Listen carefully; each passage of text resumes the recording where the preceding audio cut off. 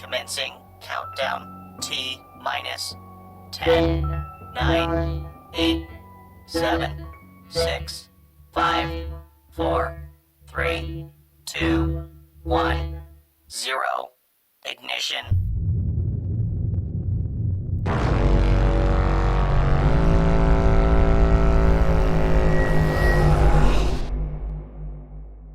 And we're live. Welcome, ladies and gentlemen, to Save or Dice Oasis. How is everybody doing? Is everybody pumped up and ready for tonight? I'm terrified. Yeah, absolutely. Resounding confidence. Resounding. Oh yeah, Mike has been screaming for the past minute, actually. Yeah. His voice is almost dead. I've at least opened a D&D book. We're not playing D&D. I know. I'm terrified. Here with a few words for our sponsors is the one and only SCLANDERS. Yes, that's right. Thank you. Our fantastic sponsors who've been with Save or Dice for quite a long time, and hopefully will be for a long time to come, are Dungeon Painter Studio. Really a remarkable piece of software when it comes to creating your own dungeons. You can paint them however you like. Pink, purple, brown, it doesn't matter. It's your choice. Dungeon Painter Studio. You can grab it on Steam. It is definitely worth checking out. Our other sponsor is the one that makes the entire game possible and continuously rolls 4s for us, and that would be Fantasy Grounds. Fantasy Grounds is the ultimate solution when it comes to keeping track of your game. If you haven't got it, go and get it, because if you don't have it, it means that, well, you're using something else and you really shouldn't be, because Fantasy Grounds is the ultimate option. And that's pretty much it in terms of our sponsors for now. Other than that, our patrons are huge. I think we're going to do some giveaway stuff, right? For yes, Dave, hand over to the bearded one for that one. For Fantasy Grounds. Yes, Fantasy Ground Unity. I believe we're giving away 3 of them. I've already dropped one link in the chat. I'm going to be dropping some more links throughout, and we will put them other places. We're only running it for a week, so get in there and get your entries in.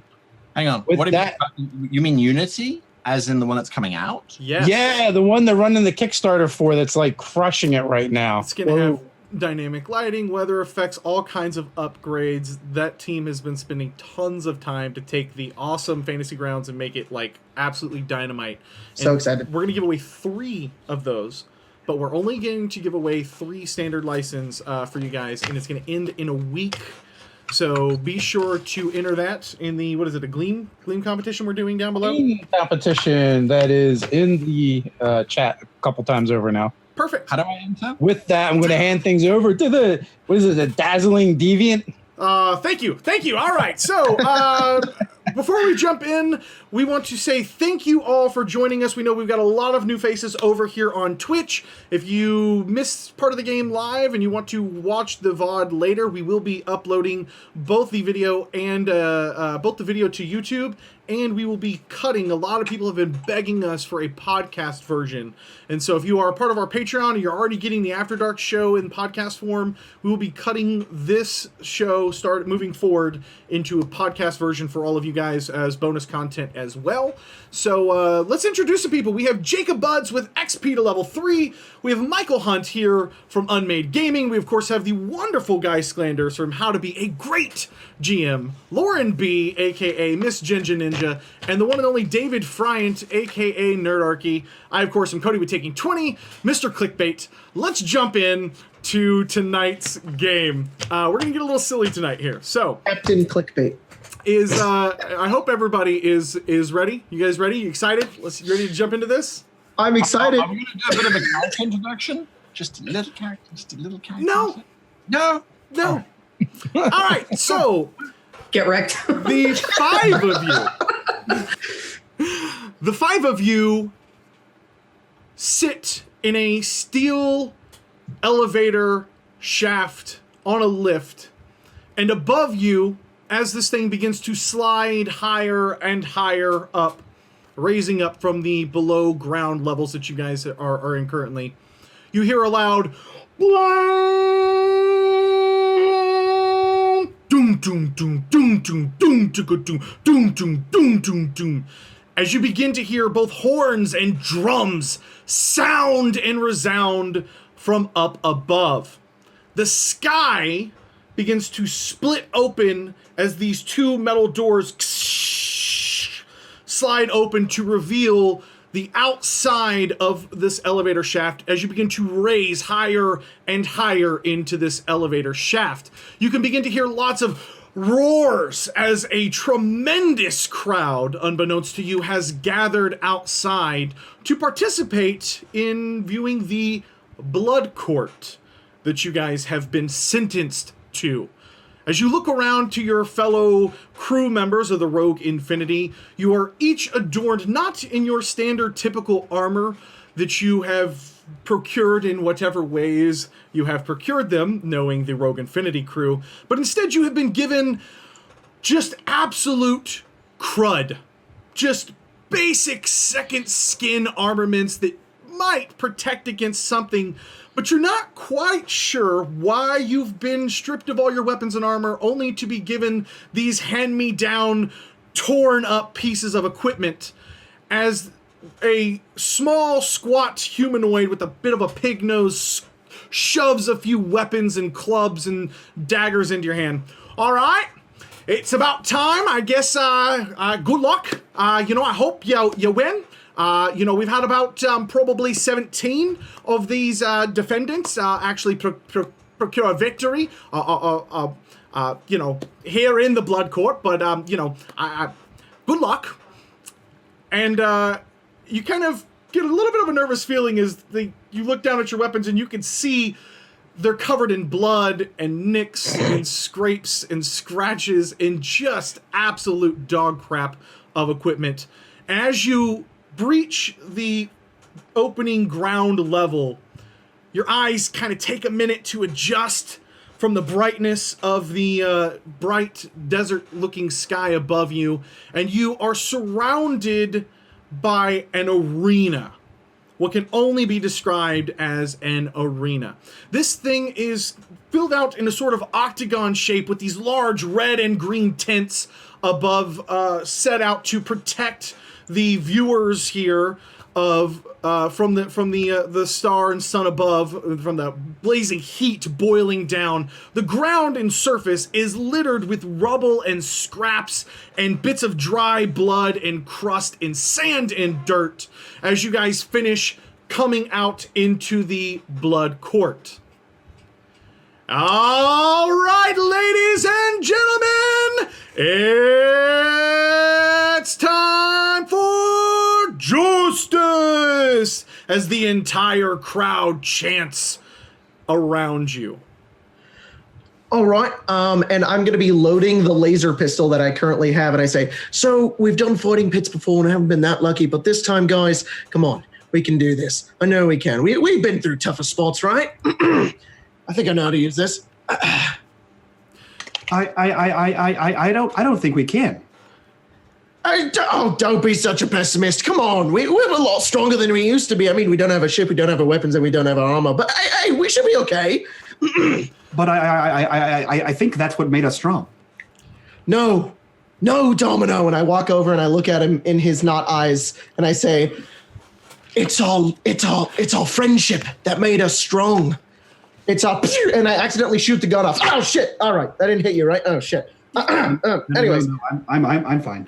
Okay, all right. Okay. Just, I usually have a scrap heap for this kind of thing. I like to stay away from the action. yeah, but you have your mind. Yeah, exactly. That's why I like to stay away and direct things with my mind from over there. This is terrible. For the record, Snick, you have been given the opportunity to bring along Scrap Heap, as he was kind of strapped to your back, and you were able to convince them that this was part of your legs and your movement. It was a necessary augment, as you have done a little bit of feigning there. As you guys kind of assess the situation, you look over to see a large set of red lasered gates set at one side of the arena, and these things go up maybe 10-15 feet above you and are caged over on the top as well with several metal bars. The short squat human who's kind of brought you up looks down and he says, I would stay away from those, all right? Don't try to flee. It's best just face your challenges head on. Right. Yeah. Captain. Head on. Captain. Yeah, Doctor. Yeah. I might point out that the blood on the ground belongs to at least 12 dozen species, and none of them look like they come from the things that fight in the pit. They look like they are foreign bits of blood. You afraid of a little blood, Doctor? Because I don't think you've got any in there. Well, considering that it's mostly the combatants' blood, who it would indicate that we should probably form a defensive line behind the androids. Excuse me, Doctor. That's plan C-42-3. I think that we can run with that. Androids in the front, flesh people in the back. Very good idea. Very good. Very good. Absolutely. Holy smokes, Kip! We've got a crowd gathered today, and let me tell you, the prosecution has had some really incredible bidders. Apparently, we're going to have crest eaters here. It's been a long time since we've seen them. Yes, that's right, Dato. Of course, you know that crest eaters are famous for their... And this is sort of going out as an announcement around. And you look over and you see people... like vendors selling food and treats and snacks for this court of justice that you guys have been sent over to. Large hovering drones with big cameras are on them. As you guys can see, several screens set up all around the perimeter. And the announcers sort of kind of go on and they're getting kind of the crowd riled up. Oh yes, apparently this is the crew from the Rogue Infinity. Yes, they are quite well known in this area due to a heavy bounty placed on them by Wagner, a ship's merchant. He claimed to the judge that this crew actually ripped him off to obtain the Rogue Infinity illegally. Of course, he has hired a lot of help here to help him in his case. But what's this? It looks like we have a couple of extra crates being placed out on the arena. It appears that somebody really has the hard-on for these adventurers here. What is this? It looks like, oh yes, 2 crates filled with equipment. I wonder what's inside of those. They're sure gonna need that with these crest eaters. Let's turn down to the action down below as we kick off this trial. I'm going to... Another horn goes off to kind of sound the start of the games here. Hey, can I have that map? Yes, absolutely. There you go, guys. Now everybody should have a map. All right. So, any plans? You guys want to open these crates? Can I sneak over, take something from the crate, and go back behind the rest of the crew? I don't see the map. It's still loading. It's Blue square. it's incredibly detailed because it was made on Dungeon Painter Studio. That's right. Yeah. One more time again. Who made this dungeon? Where? It's where you can paint dungeons in a studio. Your very own studio.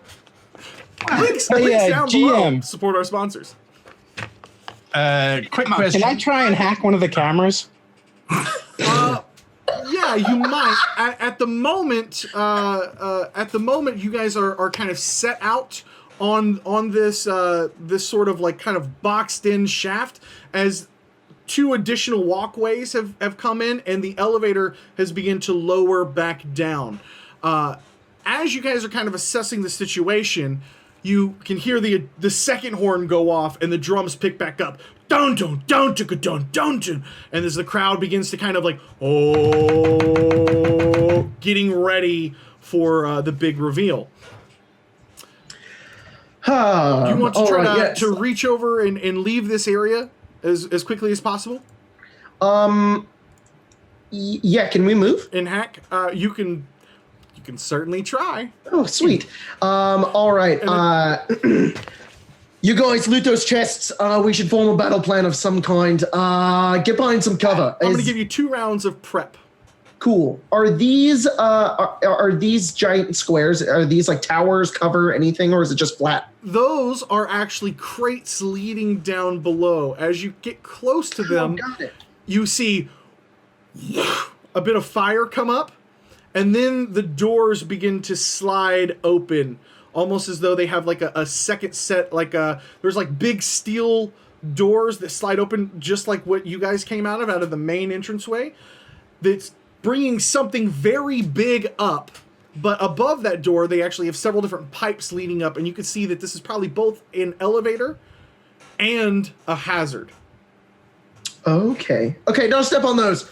I'm gonna stand in the middle and wait. I have a plan. Which one's the elevator, or all of them? As you kind of look around, he moved over to this big one. I'm assuming, yes. This the one that's right next to Luna.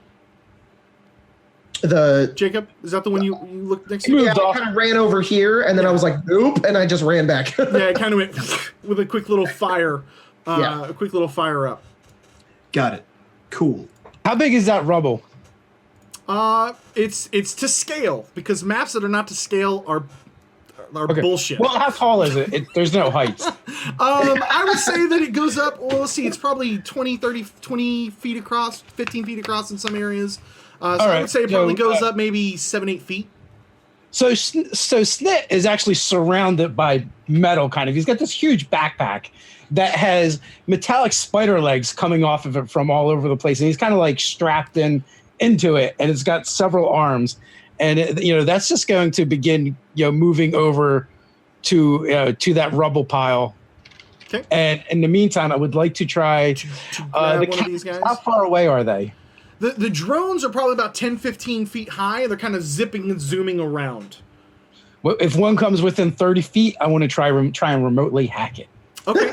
I would say that there are, let's say that there's a total, I tell you what, let's roll for it. There are a total of 3 drones in the arena at the moment, and there are a total of 2 of them next to you, within 30 feet.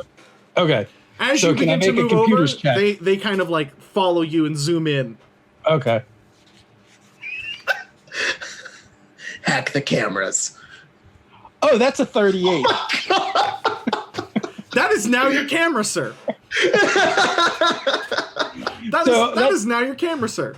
That's my first round. That's what I'm going to do. For now, I'm going to let it kind of look like it's doing what things do. What kind of reception do you get here?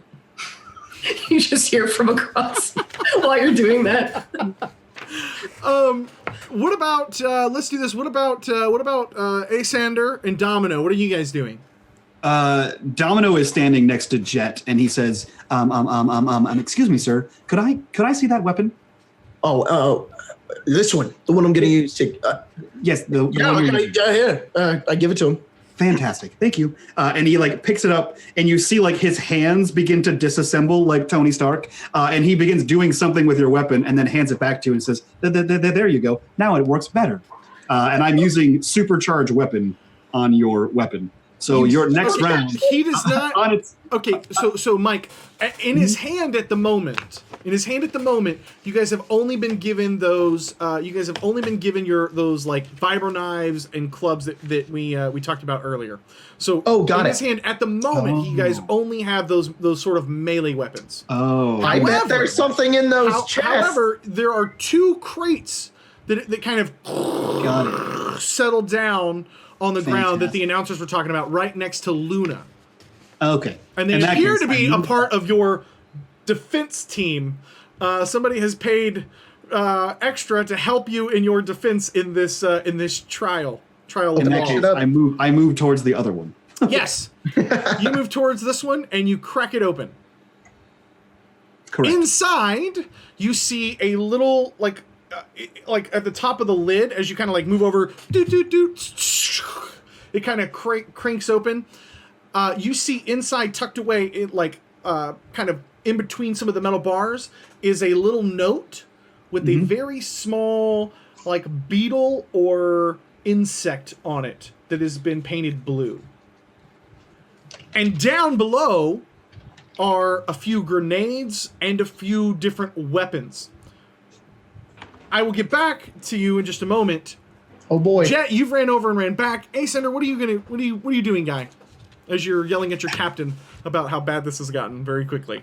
I want to try and determine what those creatures are that they were talking about. They mentioned something about a cave crawler or something. Can I Yes, a Life science crest eater. Give me a life science check to see if you recall any of this information. All right, Doctor, what do you got?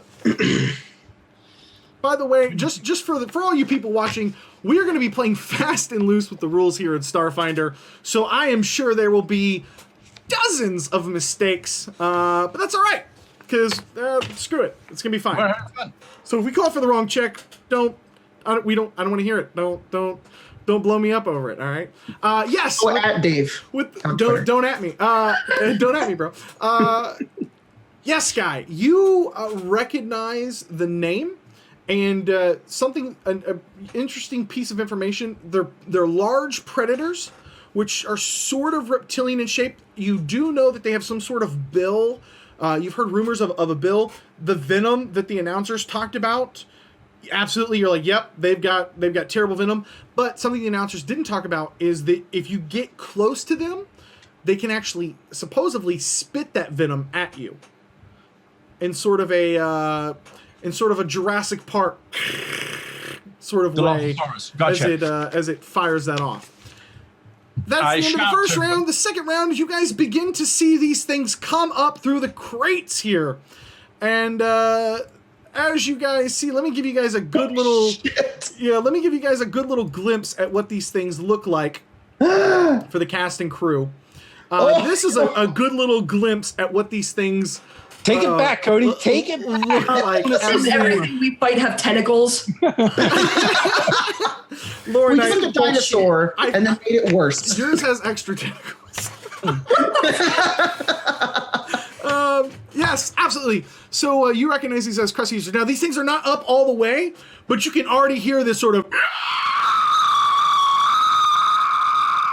filling the arena as they're calling out to one another, and they're sort of like bashing on these cages that are around them that they've clearly been placed into before they were shoved into the lift to come and apparently take part in the trial for the prosecution. So Don't get too close to them. They contain poison. I looked down at my tactical knife. you They guys also have one more round. Spikes and tentacles. I looked down at my tactical knife. Oh, whiskers. Doctor, do you know anything else about them? Or is that it? It's poison. No, that's pretty much. They spit poison if you get too close to them. Okay. But I thought we were going to form a line with the androids. Well, self-preservation is important. Try to get to the end of the arena and stay next to Snicked. I think he's doing something with the cameras. Well, so Right. we are now officially in kind of initiative order. Let's start with Snicked here, as you kind of you guys are chatting about that. Snicked, what else do you want to do now that you've taken control of this drone? I'm going to throw up my energy shield. You said we had the 2 rounds? This is like, yeah, they're going at the end of this round. Okay. Like they're as soon as I up. see one of those things, oh balls! And then I'm just going to full speed slam it into the face of one of them. Okay, So you're gonna move over and attack them. Yeah, I'm using the drone. I'm attacking with the drone. You're gonna just take the drone and just smash it into it. Yes, kamikaze. Yeah. Okay, I tell you what. Let's. Lauren is As you kind of do this, you see the cages kind of coming down and releasing these things. So the drone does have like a really good open shot at this. Give me a... Oh my gosh.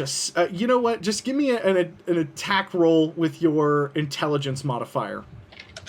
Okay. Give me an attack roll with your intelligence modifier. Why not? Oh boy. That's going to be against their KAC. Their KAC is 19. All right. And let's see. So, I should have figured this out real quick. I'm like, what Just is my roll me a bonus? d20, bud. Just roll me a d20. Yeah. I'm like, what is my attack bonus? When in But doubt. roll a d20. All right. I will. I want to quickly. That's at least a 22. That's at least a 22. Okay. Yeah. You smash in. You absolutely just smash into this thing. It's gonna deal a whopping 1d4 points of damage with its just brunt force and weight as it kind of rams into this guy. All right. You say how much? 1d. Yeah, it's going to deal 1d4 points of damage. And this is on One point of damage. One, 2, or 3. That is going to be on. You know what? I'm gonna do it at the one that's closest to me. So number 3. So number 3. Okay, number 3 will take 1 point of damage. Oh boy. And then scrap people kind of scutter to the backside of this pile here to try and get some cover. All right, that's going to bring us down to Luna. You've got the second crate in front of you. Did I open it on my turn? Let's say yes, because I saw you moved your token over there, so I think And I stealthed. yes. So she's hiding behind the crate. It's okay, because there's a huge... crap. She's going to move here while she's stealthed just on the other side of the crate, since this thing is, right in the open. Sure, this thing is very close to you. Yeah, she's a little nervous, but it's fine. Pew-pew. It'll be fine, guys. Didn't mean to do that. That's damage. We got to make sure Everything's going to be fine. Nope, Yes. I hit. There you go. Okay, 4 damage. so let's drop that damage on Crest Eater number 1. Nice. Is that the one? Correct? Yep. Okay, there we go. You have you fire off and you crack into this Crest Eater, and it kind of like chars some of the side, and you can see it kind of like roaring back up, and it begins to kind of flail out its fin. And you can see this sort of slime, oozy green begin to kind of form and pool down over the top of it, coming through its pores. That brings us down to Domino. Domino, what would you like to do, sir? What is inside this crate? What is inside this crate? Mike. The beetle with a note and other shit. So we have a few level 1 frag grenades, and I believe we have. Let me pull up your weapon here. Let me pull up what we because I wrote this down. This is a. Oh, my actual weapon? This was the. The needler? Was this the azimuth? This was the azimuth laser rifle. No, that's what Luna has. No, that's what you find in this one. Okay. Azimuth laser rifle, and it has a few extra clips in there. Are there any laser pistols in there? He grabs that and then he does the hand thing. So I'm going to cast the spell that I said before. And then I turn and say, this looks dangerous. And he throws it to Jet. I don't know how to use this. Me neither. What else? Anything else? That's it. Nope, All I right. cast a supercharged weapon as a spell. And that's it. And I toss that over to him. I'm at an inventory. I think those are both standard actions, but for now, let's say that you can do that because I know you're trying to charge that last turn. So, Jet, that brings us down to you, Jet Oh boy. Smith. All right. You So are perfectly surrounded here, sir. yeah, I am. I've got a laser rifle now, right? It also deals an additional 46 damage on the first shot. Wow, cool. If I can hit with it, because I'm not proficient in those, and I don't know what not being proficient in weapons does. I think I just have a really crappy bonus. Yeah, I think No. it's minus what to your attack. Is it -4 to the attack? It's probably right. I believe so. Okay, I don't so know. I'm going. Are you full attacking? No, I'm not full. I'm just not proficient in long arms. Okay. So I'm assuming I just have like a -4 to the attack. I am going to step forward to about here, and I'm going to look at the Crest Eater, and I'm going to yell, "Hey, ugly!" And I'm going to fire at its leg, and I'm doing a feinting attack. However, because I'm an envoy and I have a bunch of really cool stuff, I have clever feint and clever attack, meaning that I can attack and feint at the same time. Okay. And when I do that, I can automatically succeed on the bluff roll, meaning that I fire at it, and it has a -2. It is flat-footed. Flat-footed. For everybody for a round. I I believe I thought feint, and I could be wrong here. I believe that feint will allow you for it to be flat-footed against your attacks. No, just my based on the envoy condition? subtype. It's my clever feint thingy. Gotcha. It's Okay. for everybody. So it's got a -2 to all AC for a round. Cool, and I shoot it and try my best. Try your best, sir. Is this EAC? I think so. All right. Pew! Yep, you're good. Hell yeah! All right. That's Roll them bones, sir. That's 5 damage. Everybody. It also takes an additional 4d6 damage. Yep. Oh, that's right. Because he charged up that weapon, buddy. Hell yeah, that is Ooh. awesome. Cool. And I say, everybody attack that one. He's off his balance. All right, so this is Crust Eater 1. I just wanted to make sure that And then I'm going to 5, 10, 15 back.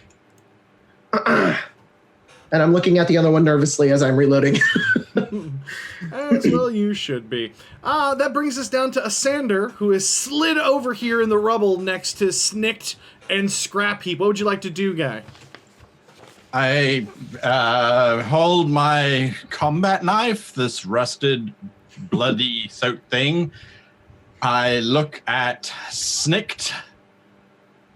I need you to urinate on this, please. What do you need? You soaky urine is disinfectant. This blade, I can't use it to heal anybody. If I use it, it gets more infected than anything else. Just pee on it quickly. I know you. I know you like urinating everywhere. This ship reeks of you. Zip. Snick, listen to the doctor and urinate on the knife. Give me a hand here, Scrap Heap. My hands are full. What? Not judging. Just urinate.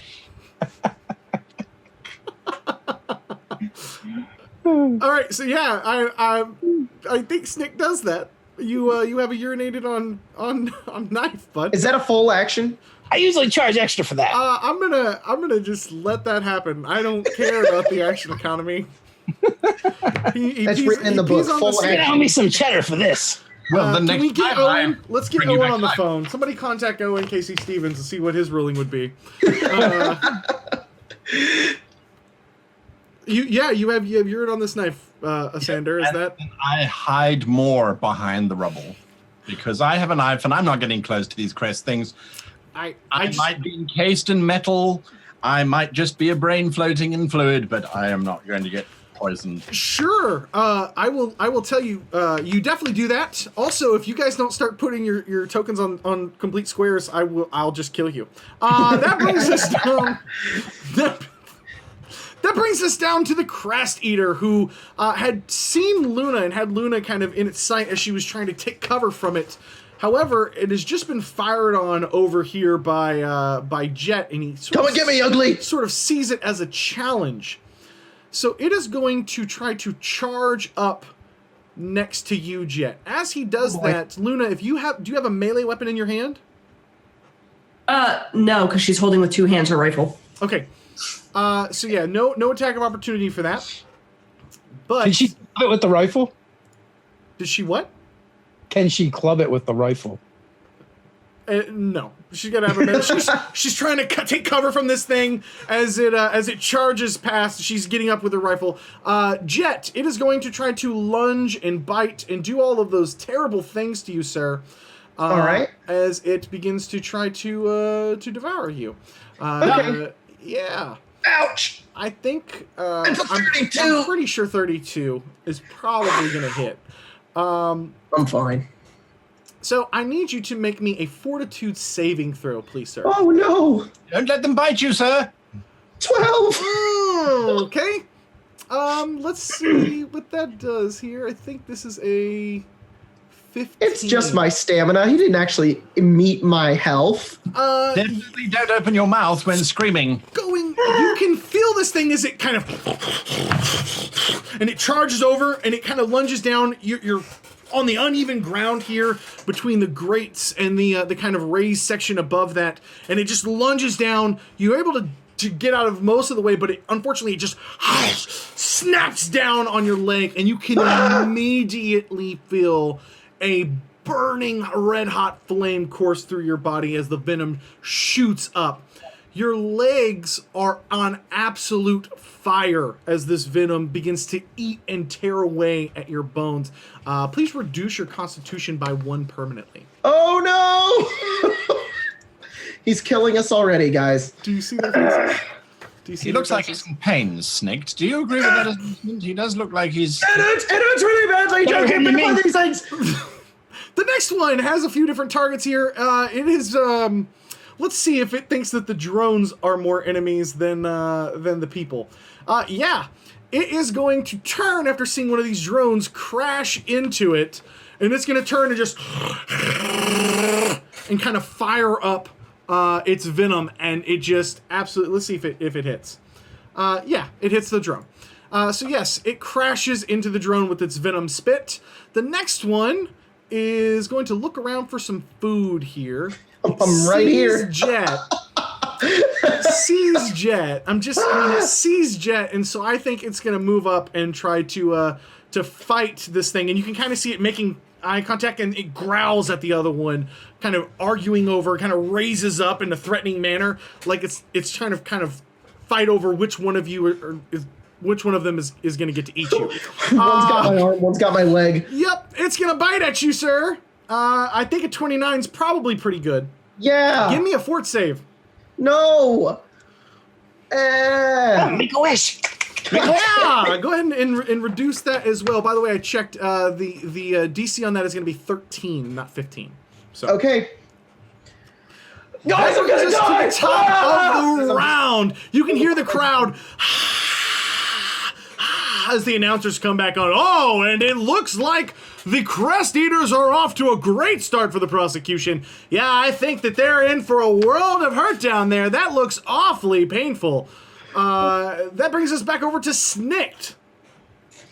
All right, I want to try and grab another drone and slam it towards one of the ones that's menacing Jet. Okay. Yes. You can hack the drone that has been slimed in oozy venom as it is kind of struggling a bit and kind of wavering above the ground low enough for you to hack it nearby. All right. So let's see. I can't get less than a 20, so I don't know if this requires a roll or not. So that's a 36. Yeah, you're gonna hack it. They're just camera drones. All right. And then I will attack with my intelligence once again. Oh, that's a 2. That's going to be an 11. That is not going to be enough, sir. Ouch. Oh, maybe it'll confuse it. Maybe Jet will have a chance to run away. I saw how you do that. What is Scrap Heap gonna do? Scrap Heap doesn't have any. I'm assuming they disabled his weapons, so. They did. Yeah. So the walls on the side, they've got like some kind of thing on them, right? He said, "Don't go near those." The grates do, like all of the things that you see here, all the little spots and grates and stuff like that. Okay. Seem to kind of fire over. You do know that there are probably there's more weapons inside of the crates gifted to you guys by your anonymous donor for your defense. So I think Scrap Heap's going to just drag me over to the crates to take a look inside, but that would be my turn. And Where are you going? You look down and you see something shiny that catches your eye. Luna, what would you like to do, madam? Just keep firing at this thing. I feel like it goes past her. She gets a little nervous, sees it go past. Oh, okay. My odds have increased quite a bit here. And she's going to take a shot. Okay, take a shot. And I think, and that's against EAC? Mm-hmm. The EAC, that one was fainted, or that one's flat-footed, correct? That one is still flat-footed until the end of my next turn. So yeah, there's a -2 to its armor class. That is going to hit, madam. It also cannot take reaction. And it's also 1d6 burning, which I didn't do last time. Okay, so throw me some extra damage there. Nice. Ooh, okay. Yeah, so you raise up, you look over, you can hear Jet kind of screaming out in pain, and you see these two things. You're not even sure if he's not just completely gone, because they've kind of like pounced over on top of him as they're trying to tear at him. I'm still screaming, so I'm still alive. See him like scrambling back a little bit, just naturally out of pure raw instinct. You turn, you level this thing, and you just fire it right into the backside as quickly as you can, and you can see it just kind of singe and sizzle as this Crest Eater kind of turns in reaction in a threatening manner your direction. With her movement, she's going to move to the other side of this box. You quickly hop over the box and take cover from this on the backside. That is going to bring us down to Domino. Fantastic. So you can split move, right? That's a thing you can do in space? Yep. Sure. Perfect. Cool. Yeah. So I'm going to run up to this thing and position myself on a square so Cody doesn't have a stroke. And I just sort of reach out my hand and I place my hand on the creature. And I think like only Jet hears, oh, man, I'm sorry. And I'm going to cast a spell I'm going to cast some science up in this bitch. I'm going to inject it full of nanobots. And so I'm going to make a melee basic attack on this thing. And if I succeed, he gets hit with some goddamn nanomachines. So I think let's click words and see 13. That's the one that's flat-footed still? Yes. AC? Yep, I'm looking. It is going to connect, sir. Perfect. idea. Actually, this is versus EAC, but I think that still hits. It does. Fantastic. Let's do this button. It takes 15 points of damage and is confused. And is confused? It doesn't get a save against confusion? No, if you hit, the nanobots deal damage and swarm through the biological, causing the creature to be confused as per confusion for 1 round per my caster level. My caster level is 7. So for 7 rounds, So if it's, wow, this is the most complicated spell in the fucking world. Also make a fort save, and if you do a fort save, you only take half damage and you negate confusion. That's the most elaborate spell work ever. I thought it might have a save.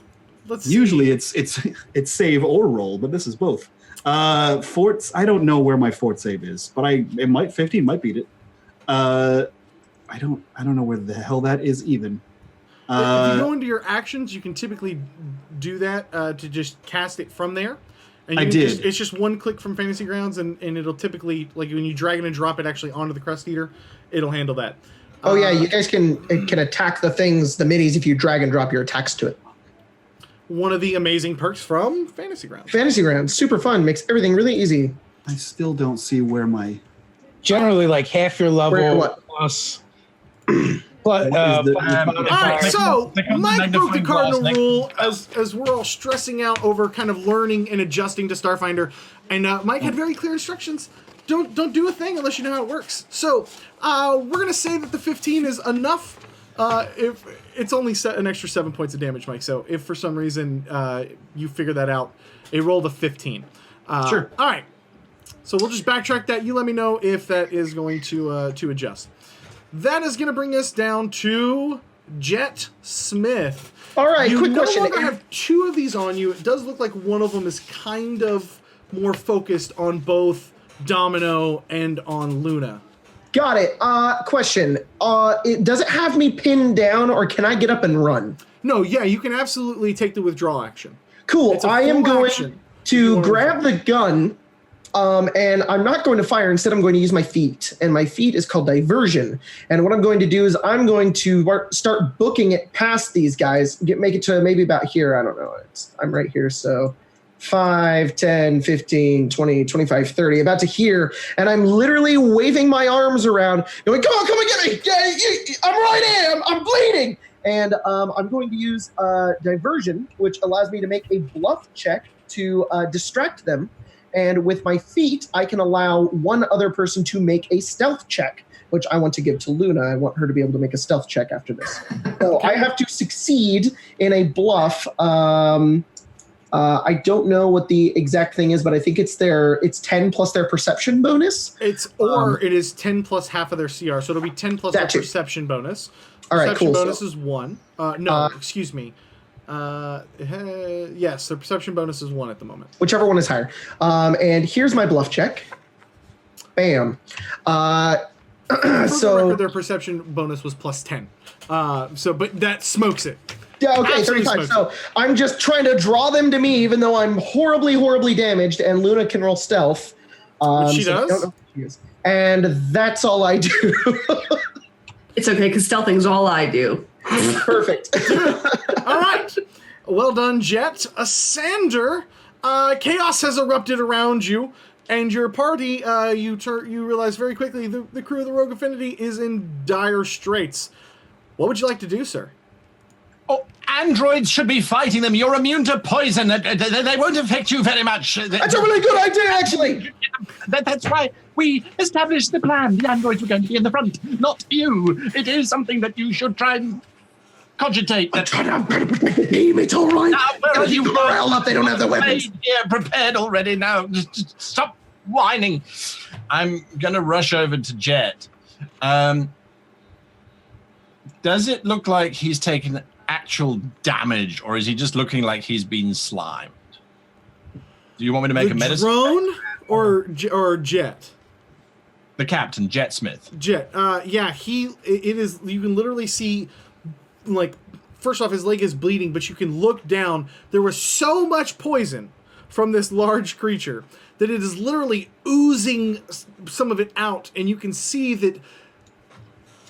You can see small little white chunks of bone in his leg that have already been eaten away by the venom and have poured out of the wound a bit. It is times like this that I wish I could breathe and I would suck the poison from you, sir, but I can't. So instead, don't move. The blade has been sterilized. Don't ask how. I jam the blade into his leg. And I look down. I'm like, oh, you can see the bone. Ah! And I just scream as he shoves the pea knife in me. And then I'm going to try to cast this on Jet Smith. It's the first time I'm casting a spell on... Baby's first spell. How do I apply it to the character? There should be dice you can roll. If there's dice that are added to it, you can drag and drop that over to me. Oh, there we go. It did it twice. Oops. Did it? Did it roll the die? I said it says in the chat that it cost Mystic Cure. Yeah, Sort of. Let me see if I can't help you out there, bud. Or you can just roll the dice if you know what it heals. Yeah. There we go. Ah, Oh, that's nice. Wow. So does that heal hit points or stamina points, sir? Hit points. Hit points. Jet, are you missing any hit points? No. Okay. I asked. Does he look like he's now? Quickly, yeah. So yeah, It feels like my I will hit say point. based off of the description, because I think that it does make more sense here. So I will say that based off of the description that some of that damage actually was. So I will let you heal. Let's say it kind of went out of both your hit point pool and your stamina pool. So in essence, let's give you half of that back to your stamina. I will heal 'Cause 11. the other half healed your actual physical. Oh, thank you. wounds. Oh, it's much better. I'm really tired, but I thank don't you. want to let the game system get in the way of the story. So Super cool. yeah, no problem. Is that the end of your turn? That's it. That's what I've done. Run over and heal him. Great. Thank you, good doctor. You see the Crest Eaters go. This one So is before, now that I've read a book a little bit, does tie go to the attacker or to the defender in this game? always like whatever your save is. If they meet it or beat it. So Nonsense. is it a 15? It's a 15. Yeah. So yeah, he'll save versus. So he's not confused, and he's pissed off and angry. I think that the only thing for this Crest Eater to do is turn and attack you, Domino, because it's probably still stupid enough to think it can eat you, even though it is very, very, very, very, very hurt and injured at this point. You can tell that your nanites are doing some serious things to it. It's going to Domino, you're doing great. try to Joe. bite you, Ooh, that looks Domino. bad. 21 is going to be enough to get there, so I don't know that this damage is going to affect your con if you are immune to poison. Or are you immune to poison, sir? I don't see where it says that On anywhere. androids? I believe that That is. androids. I'm pretty sure. They are immune to poison. You take the crunching damage as this thing kind of breaks in. It begins to crack in at your side. You try to move your arm free. Sorry, not immune. +2 to saving throw. +2 to I was about to say saving that. throw. Okay, so give me a fort save. +2 racial bonus to saving throw, yeah. Yeah, give That's me a nice. fort save. And you get a +2. Fantastic. Actually, I might be able to just do that. Yep. I fail. You fail your fort save. No! You're going to Damn lose it. 1 constitution point permanently. As you feel the same burning heat, not through your entire system, but through some of it. Through some of it. Why not? It eats bones. We'll say that you guys, androids, obviously everybody knows they're made up of both organic material and mechanical material. So, yes. That brings us down to the next Crest Eater, who has just seen its meal flee. Yeah, come and get me. I think it's going to pursue you after your amazing taunt. And forgive me for my dog screaming and barking here in the back. It's going to run up and try to make a crunchy little meal out of Jet. Oh no! Bite I off thought your they were head. Crest Eater sound effects. Yeah, that's the sound I don't want to effect. do the shrieking again because I didn't realize how bad it was going to come in on the mic. So I will No, it's your apologize dogs. for that one. Yeah, there, they do that. So it's going to come in. It raises back as it comes down to bite at you. It hits. Ouchie. Realizing how crappy this armor is that has been given to you by the court. It's going to throw some extra damage. And you're going to try to make a save. Go ahead and give me a fort save. Oh boy! God damn! Minus 1 more Constitution permanently. I'm going to die slowly. You are. That's going to bring us down to the last one. This one is, let's see, it's probably going to, it's taking down the second drone, right? The second drone is gone. The third drone is too far away for it. The only thing in front of it is Jet and a Sander. It's going to come charging up here to a Sander. Do you have a melee weapon in your hand, Jet? Do I? Yeah, I've got that knife. Yeah, you may move as it kind of moves past you over here to a Sander. That would provoke an attack of opportunities moving through threatened I am space. going to stab this fool. Where's my knife? Where I had it equipped. Where is it? It's not equipped. Give me 1 second as I push the equip button on the tactical knife that I have. There we go. All right. There it is. Stab. Stab is good. Cool. I can't do anything special with that, so You just do that. Roll that. 6 damage. Roll that damage. Yeah, absolutely. You slash at it as it kind of slides past, and that's going to bring us down to this as this Crest Eater rears back and tries to, unfortunately, crash through the glass that Sander hopes holds through this crunching bite. With a 13. Or with a 20, it definitely hits that 13. Let's see how you fare here, buddy. Go ahead and give me a fort save. Ignore that second attack. I meant to roll damage. Fort save. I'm going to do that. Oh boy. Please take 1 point of Constitution damage. Fantasy Grounds is just absolutely crushing you guys right now. Absolutely crushing you guys. Perhaps we could just say that we are guilty. We will live longer, and we don't really need the starship anymore. Yeah, of course we're guilty, but we got to get out of it first. What do you mean we're guilty? They should have just spaced us. It would have been more merciful. That brings us to the top of the round with Snick. You look down, and you see a beautiful arc pistol. Ready and charged up, ready to go. Along with a few level 1 grenades. Now we're talking. What do you want to do here, bud? I'm going to pick it up and shoot number 1. Pick it up and shoot number 1. Are you, Yeah, no problem. You're not going to full attack because you're going to bend down and pick that weapon up. Yeah, I don't want a full attack. So that is a 26. So hit. It's way good, man. Nice. Yeah, Whiskers, take that. Status dead. Hell yeah. As you kind of raise up, you can see the nanites coursing through its body a little bit more. And due to all those nanites that Domino has injected, you raise up with the arc pistol. You fire off this bolt of energy. It just sizzles over to this thing. And you can see it having a much more significant effect than you probably think it should.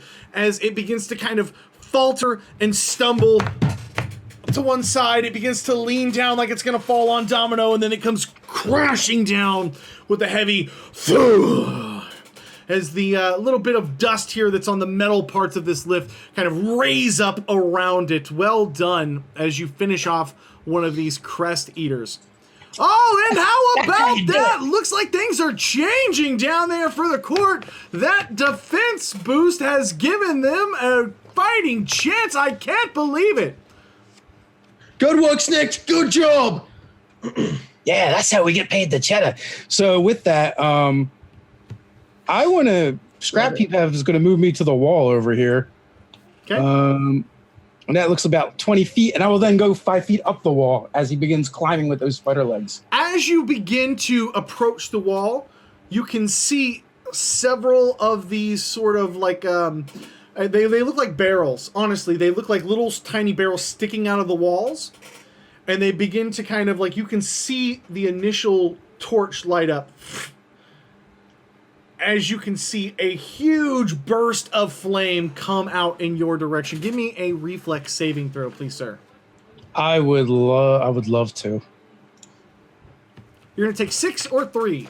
You're gonna take 6 damage as you just get engulfed in flames from all around it. And how about that? They didn't realize there is no escape from, and the whole crowd, justice, as they cheer out again. You know what, Cody? I'm gonna do something real fast. Okay. Because I can do it, and I gotta find it real fast as I look at it. There it is. Not that. Whoops. There it is. You do bard things? Envoy things? Envoy things, yeah. I don't know if it's going to help, but I can, as my reaction, look out towards anybody making a reflex saving throw within 60 feet of me and give them a +2. I don't know if that's going to help, but that's something I can do. What would that bring that up to? A 16? 16. Yes, that would succeed. So you're only going to take 3. Cool. So as he's kind of backing up, it's literally called watch your step. He's about to back into it. I'm like, whoa, watch out, watch out. And I just kind of point out to him as he kind of steps forward a bit. Perfect. That brings us down to Luna. Lauren, what do you want to do here? Luna's going to move to right here. And she's just going to keep shooting because she feels pretty good about her current position. You're currently stealthed as well. Yeah. That is a 22. And I'm also going to do it as a bleeding shot. A bleeding shot? You hit. You blast into this thing. What's a bleeding shot? I have to do it part of my debilitating trick. Never mind. I read that incorrectly. Oh.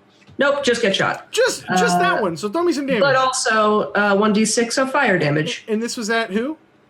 The guy that they're standing next to, number 3. Number 3? Yep. Okay. Remember, that guy's injured. He took a point. Is that what you saw from up on the wall? How's that going for you? Just I'm helping. I'm not dead yet. He's got so many legs. I want to go for a walk. Well done, Luna. Anything else? Good job, guys. That's gonna bring That's us. all you hear from somewhere. That's gonna bring us down to Domino. Jet, you're on deck. Mike, what is Domino going to do? He has this huge dead beast in front of him. He might be able to take cover behind it. Climbs in it like a tauntaun. No, he runs back over to the case, which I believe is still open. Mm-hmm. And you tell me what kind of action this is. I'm throwing the grenades. They're not armed. I'm just throwing inert grenades towards Jet and the doctor so that they can use them. Perfect. So I'm just like elf snowballing the grenades. You're not pulling them, are you? I'm just throwing inert grenades towards them for them to use. For fun, let's say one of those is a cryo grenade 1 that falls near a sander. So I want you guys can open up your inventory and add one of you guys can add that, whoever wants to grab it. And the other one for fun, let's say, is a shock grenade 2. Give me that shock grenade. I've already got it in my see these kind of land over. Mike, give me a simple D20 plus your base attack bonus and your dex. Okay. Those are words that I understood most of. Bam. 12 You're good. plus You're way good. a bunch? Yeah, you're way good. Yeah, you can put those right at their feet. Absolutely. I was going to see if You're a they bunch. want to go. Yeah, it's plus 8. You're a 9er in there? You're way good, buddy. You guys see him kind of holler out, "Here!" And you look down, there a couple of grenades kind of roll to your feet.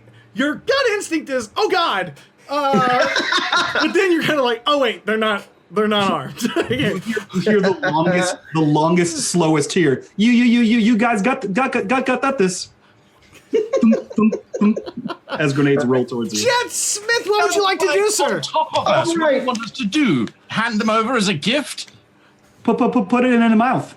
I'm going to run over, drop down, and grab one of these grenades. And while I'm on the ground, I'm going to reach down and pretend like I throw the grenade at the one on the one on the left, the Crest Eater 3, and I'm feinting him as I actually toss the grenade over towards Crest Eater 2.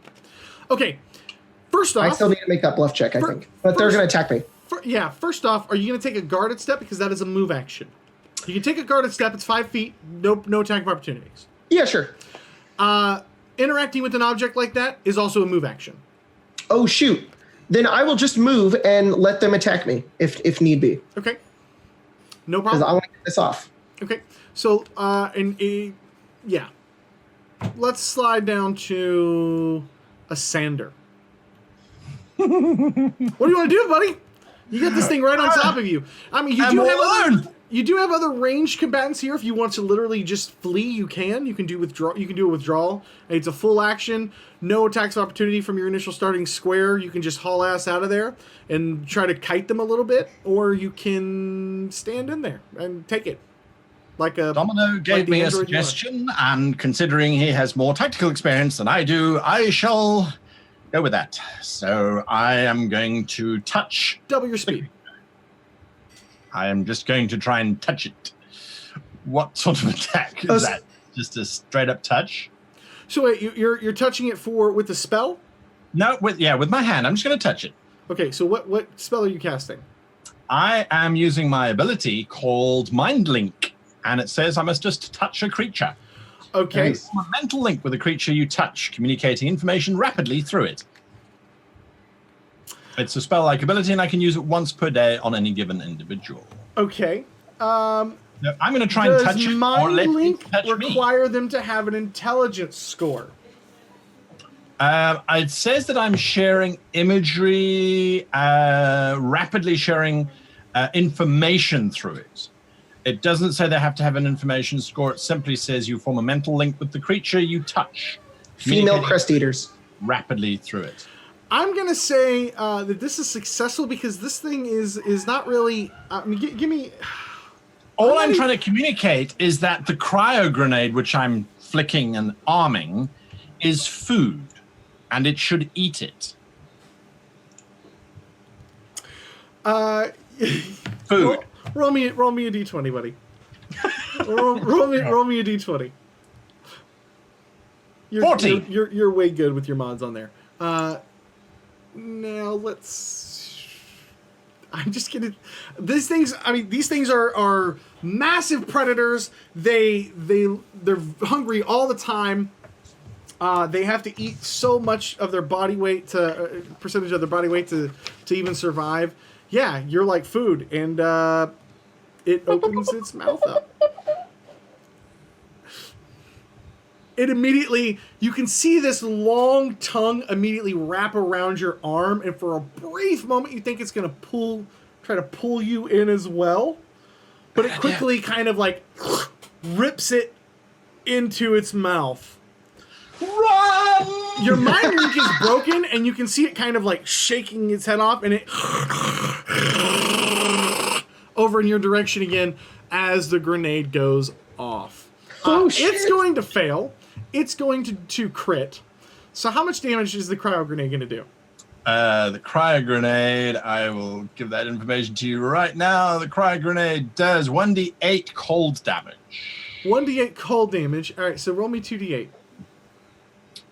Is that all? No, is that all it did? Because it was a level 2. No, it was level 1 cryo. It was a level 2 shock. You're correct. I'm sorry. Good catch. 10 points of damage. Yeah, and you can see it kind of, and you can almost hear the kind of like, in its stomach, and this thing is hurt bad. Oh no! It did not like that very much. So are you? You said you were running away, right? I'm gonna try and leap away, yeah, as soon as I can, just in the exact opposite direction to it. So I don't know how far you want me to run. I was being heroic and jumping, not really running so much. It was one of those. That's just a move action.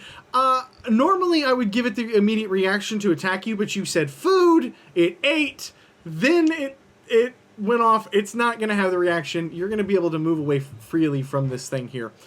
So you've got 30 feet of movement or 35 or whatever your character has. It should be stunned for a round. That's like mega brain freeze. Everyone knows when you brain freeze, you can't do anything. The problem is it's so big here. So what do you? Yeah, you're going to slide over. Yeah. That's going to bring us to the Crest Eaters. Hey, question. Did all I do in my turn was just move? Because you took a guarded step to not provoke an attack of opportunity. No, I was saying I'm okay with not taking guarded step. I'll move and take the attack. Is that what you want to do? Yes, because I want to get this grenade. I tell you off. what, we'll slide back over to you for a moment, and I will let you do that. No problem. This guy's definitely going to lunge at you though.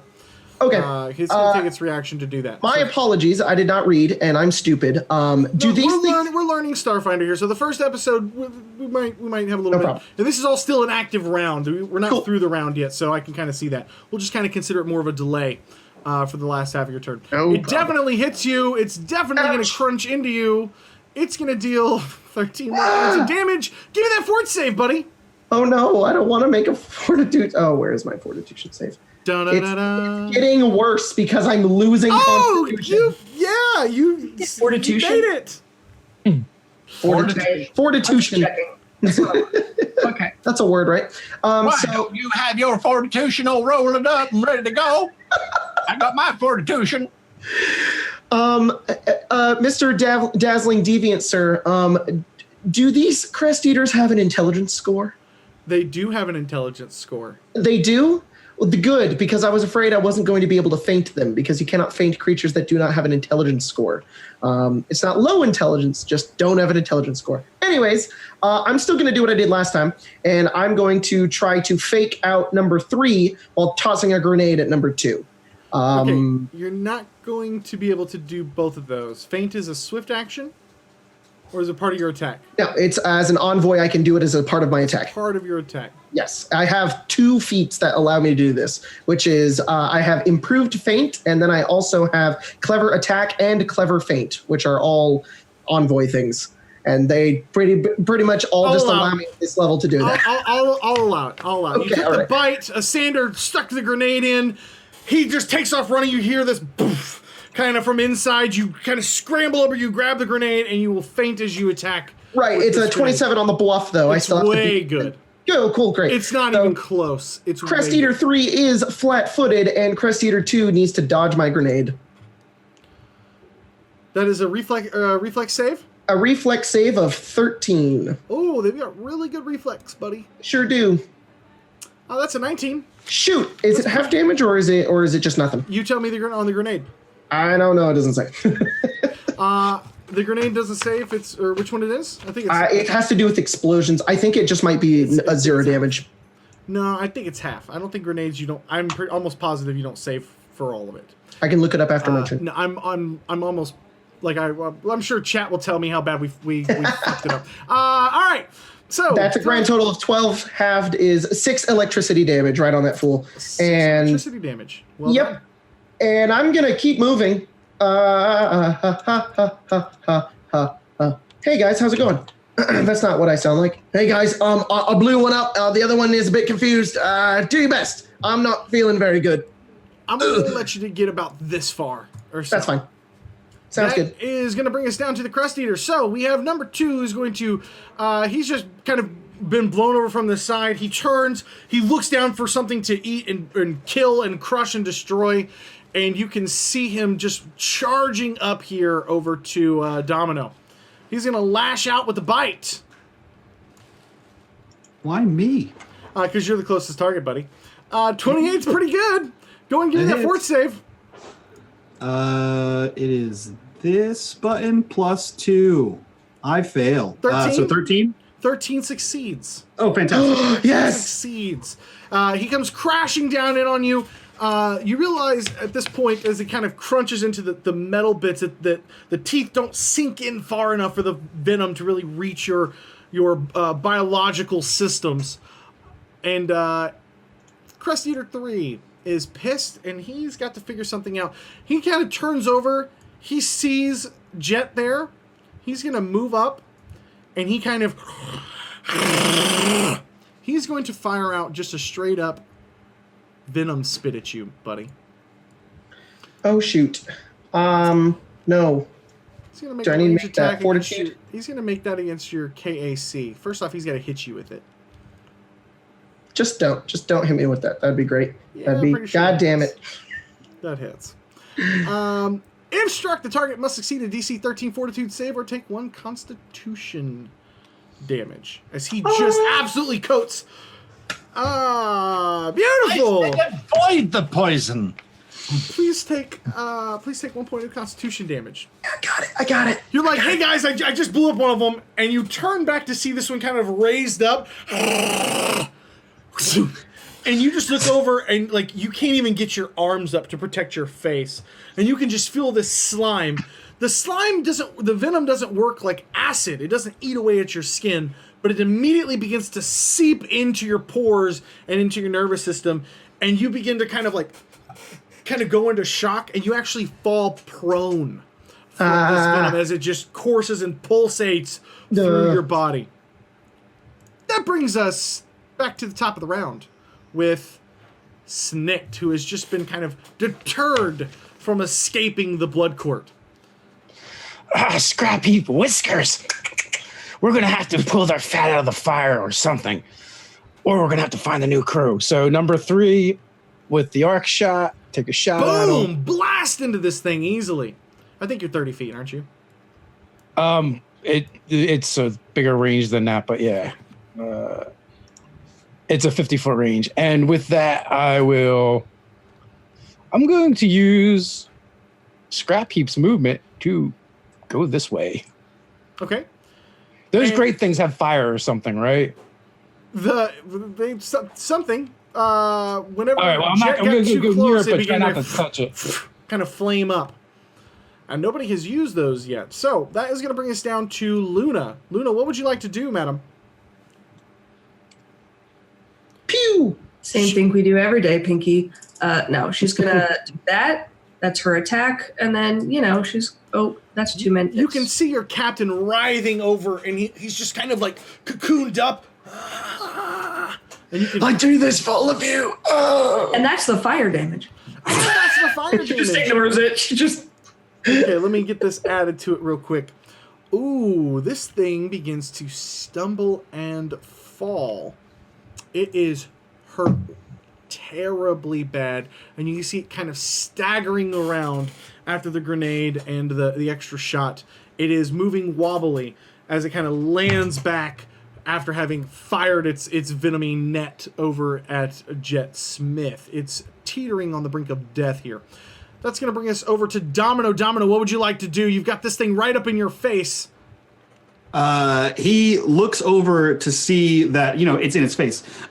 He also looks over to see where Snikt is, and an idea dawns on him. And he says, hey, everyone, run this way. And he begins to run. You can make an attack of whatever. You can withdraw as a full action. No attacks of opportunity. No, because as I run by, I want to grab that shiny blue beetle and note out of that thing.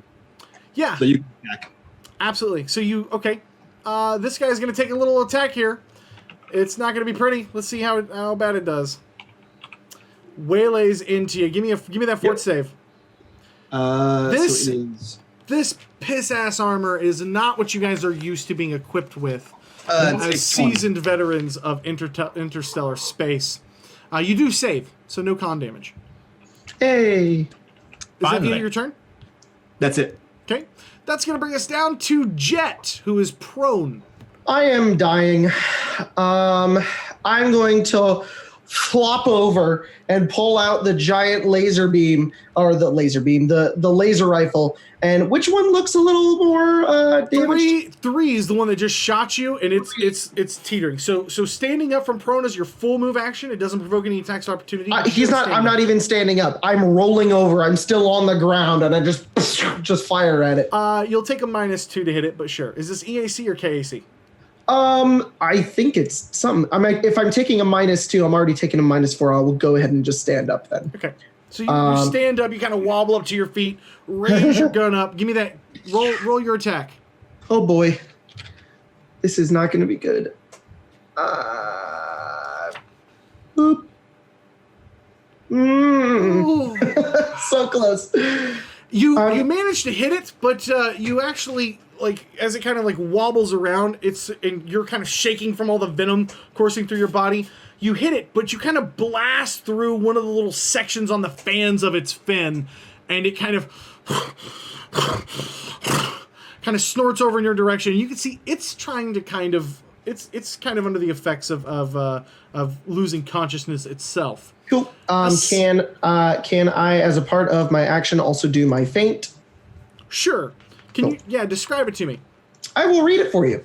No. Describe it. Describe it to me. Oh, sorry. So I get up and I fire at it, and I will go ahead and aim for an area. I'm not even sure that if I can even hit it to begin with. Jet is already very unconfident, and he just tries to fire like near its eye to try to distract it for a moment, just to be like, at least it will blind it for just a moment. Okay. And let's see if that's successful. Boop. It's way successful. Ascender. What would you like to do, Guy? It is your turn again. I hate doing this. All right. I take my fingers, because I don't know how powerful these things are. I take my fingers and I stick them underneath the plates that form part of my exoskeleton. Okay. And I jiggle them slightly until I find the two microphones, and I touch both of them at the same time, causing the sonic blast to happen in the direction of Crest Eater number 2. I am using my mystic ability Deep Slumber. If it is a CR 8 or lower creature... It is. We've I'm lost... running forward while I'm doing this. We've lost somebody here. Yeah, we lost Dave. If it's a CR 8 or lower creature, it has to make a saving throw. Okay. DC 15. Willpower saving throw, DC 15. Willpower, DC 15. All right. This howl round happens. Fuck you! Oh, I hate this dice. Nothing happens. Dice are not with you tonight, and I know that Lauren's kind of out of position here, Lauren. We're sorry about that. I'm sure we'll get Dave back. He's just completely disconnected. It was probably the Jersey accent. You're split into two pieces. That's what I'm gonna bet here. So let's move forward with these Crest Eaters, because something happens as these begin to go. You hear the announcers come back on. Oh, and what's this? It looks like the prosecuting attorney is beginning to interfere to call off the trial. You can see them raising back up, both of them, and they're getting ready to spit again. Crest Eater number 2 kind of shakes off this slumber, and he spits one more time over at Ascender, who he saw as a threat, churning and doing something in a sonic form over his direction. And so he's going to do that one more time. Guy, give me a fort save, please, sir. As we can hear Dave desperately trying to get back to the game. I set up this beautiful overlay, and the first episode, Dave's got to disconnect. What else is new? Fortitude saving throw. Okay, 22. That is enough. As it kind of fires over in your direction, I guess I should make the attack roll. I just assumed it was going to hit you. Yeah, it crits. It hits, but it doesn't do damage. It doesn't do damage, you lucky bastard. So as it does this, you see this sort of like red smoky canister land on the ground. It has been thrown, that you notice as you kind of look over one of the main balcony across from the red laser fence area. And this sort of red canister kind of begins to fill the arena. And that's it! We have a verdict! I can't believe this. I thought they were doomed for sure. That extra defense sure came in handy. The prosecution has called off the trial, and here we have Judge Givers coming into the arena.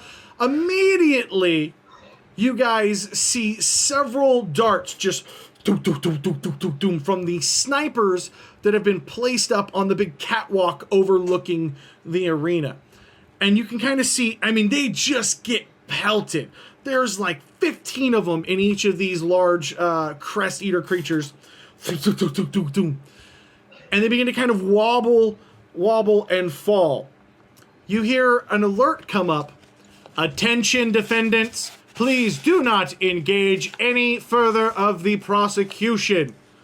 Failure to comply will be held in contempt of court under penalty of death. A verdict has, in fact, been reached.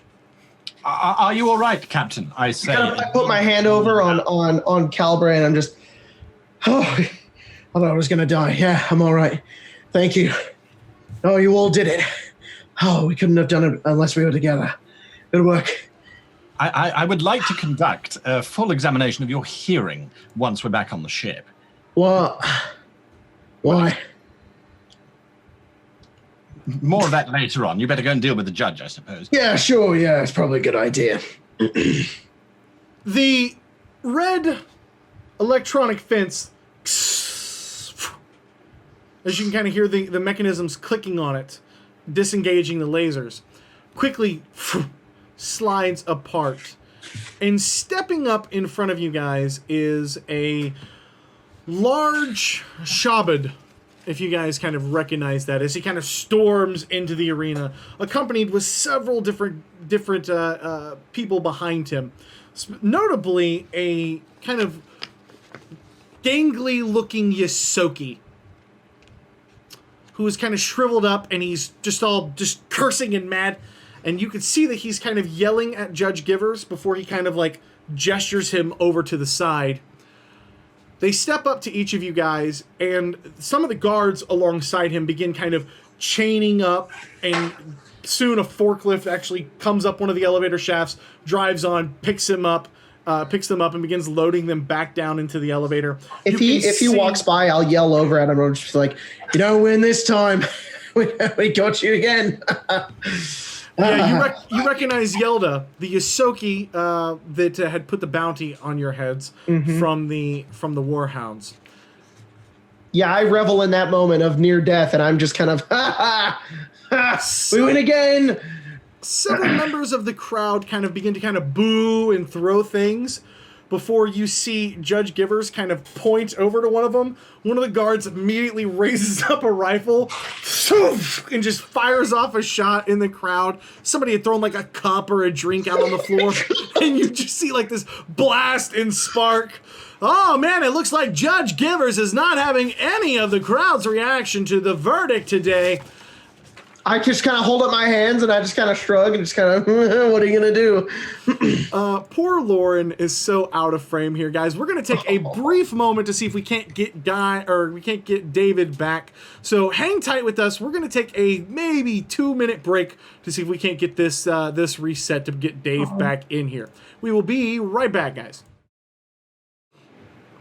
And thanks for waiting for us, guys. We're still waiting to get Dave back in here, but at least that'll be a little easier on the eyes. You see Judge Givers kind of stroll up to each of you, and he throws down a few manacles. Processing, if you would be so kind. And as you guys kind of look over, for those of you who haven't seen a show off, he storms in. He is this large kind of blue-looking creature with kind of a pulled-back face with 2 big tusks. He stands probably, I don't know, how tall are you, Asander? 6 foot exactly. 6 foot. Okay, so yeah, he stands quite a bit taller than the rest of you. He towers over you by probably about 12, 13 inches or so. And one of his tusks is actually cracked and kind of has been filled in with silver. But what's really interesting about him, you notice, is that he is missing a hand. The Shabhad actually have 4 different arms, and on his top right arm, it looks like somebody has just completely severed it right at the wrist. Really, really low down, right at the bone. And he kind of throws down a few different manacles for you guys and says, processing. And he kind of turns, and the rest of the guards kind of come in around you, help you finish kind of manacling up. And unless you guys are going to kind of fight with them for some reason, they're going to escort you out of the Bloodcourt. I wink at everybody while we put on the manacles, as if they all know, like, as if I have a plan, but I don't, and I'm just doing that. Like, don't worry. It's like, we're just putting on manacles. And I put them on. You, We can get a prosthetic attached to your arm without a problem. I mean, I can do the surgery. If I had a medical lab, we could replace that missing arm of yours. You realize that modern science has advanced quite considerably, although perhaps your judicial system has not. But, we certainly could replace that if that was something that you wanted. Captain, is there something in your eye? Yeah, bit of dust. Bit of poison. It's in my eye. Doc, could you fix that as well? Poison shouldn't be affecting your eye. It's just I've got poison in my eye. No, that's highly unlikely. Well, it possibly is some kind of particulate from the poison. That might be. I'm winking, you dust idiot. Oh. it's gleaming in the kind of the light from when this thing spit at him.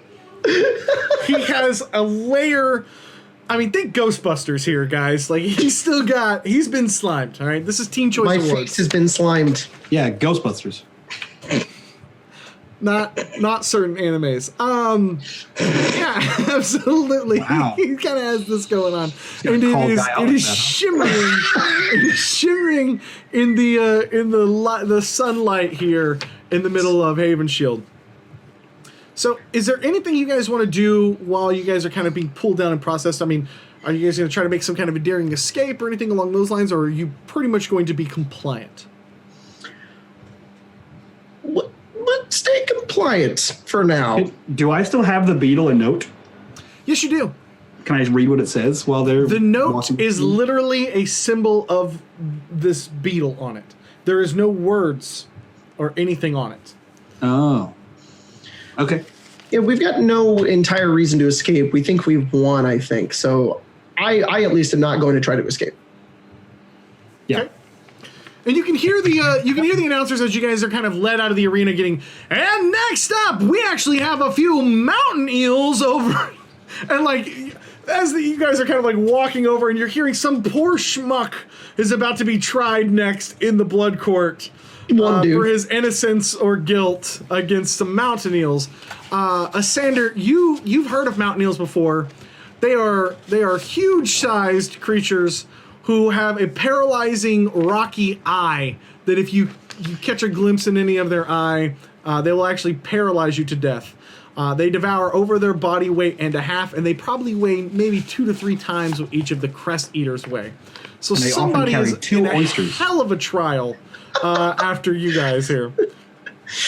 But you guys are led down into the tunnels, and there's a few guards. One thing that you guys are noticing about Haven Shield is that the guards here, the army, the military, the justice system for Judge Givers is made up of the Warhounds. The Warhounds are actually the ones that originally accosted you guys and jumped you after landing on Haven Shield. You have no idea where Rogue Infinity is. You do know that Lacia has sent you here to make contact with a Shira named Beetle. But that's about it.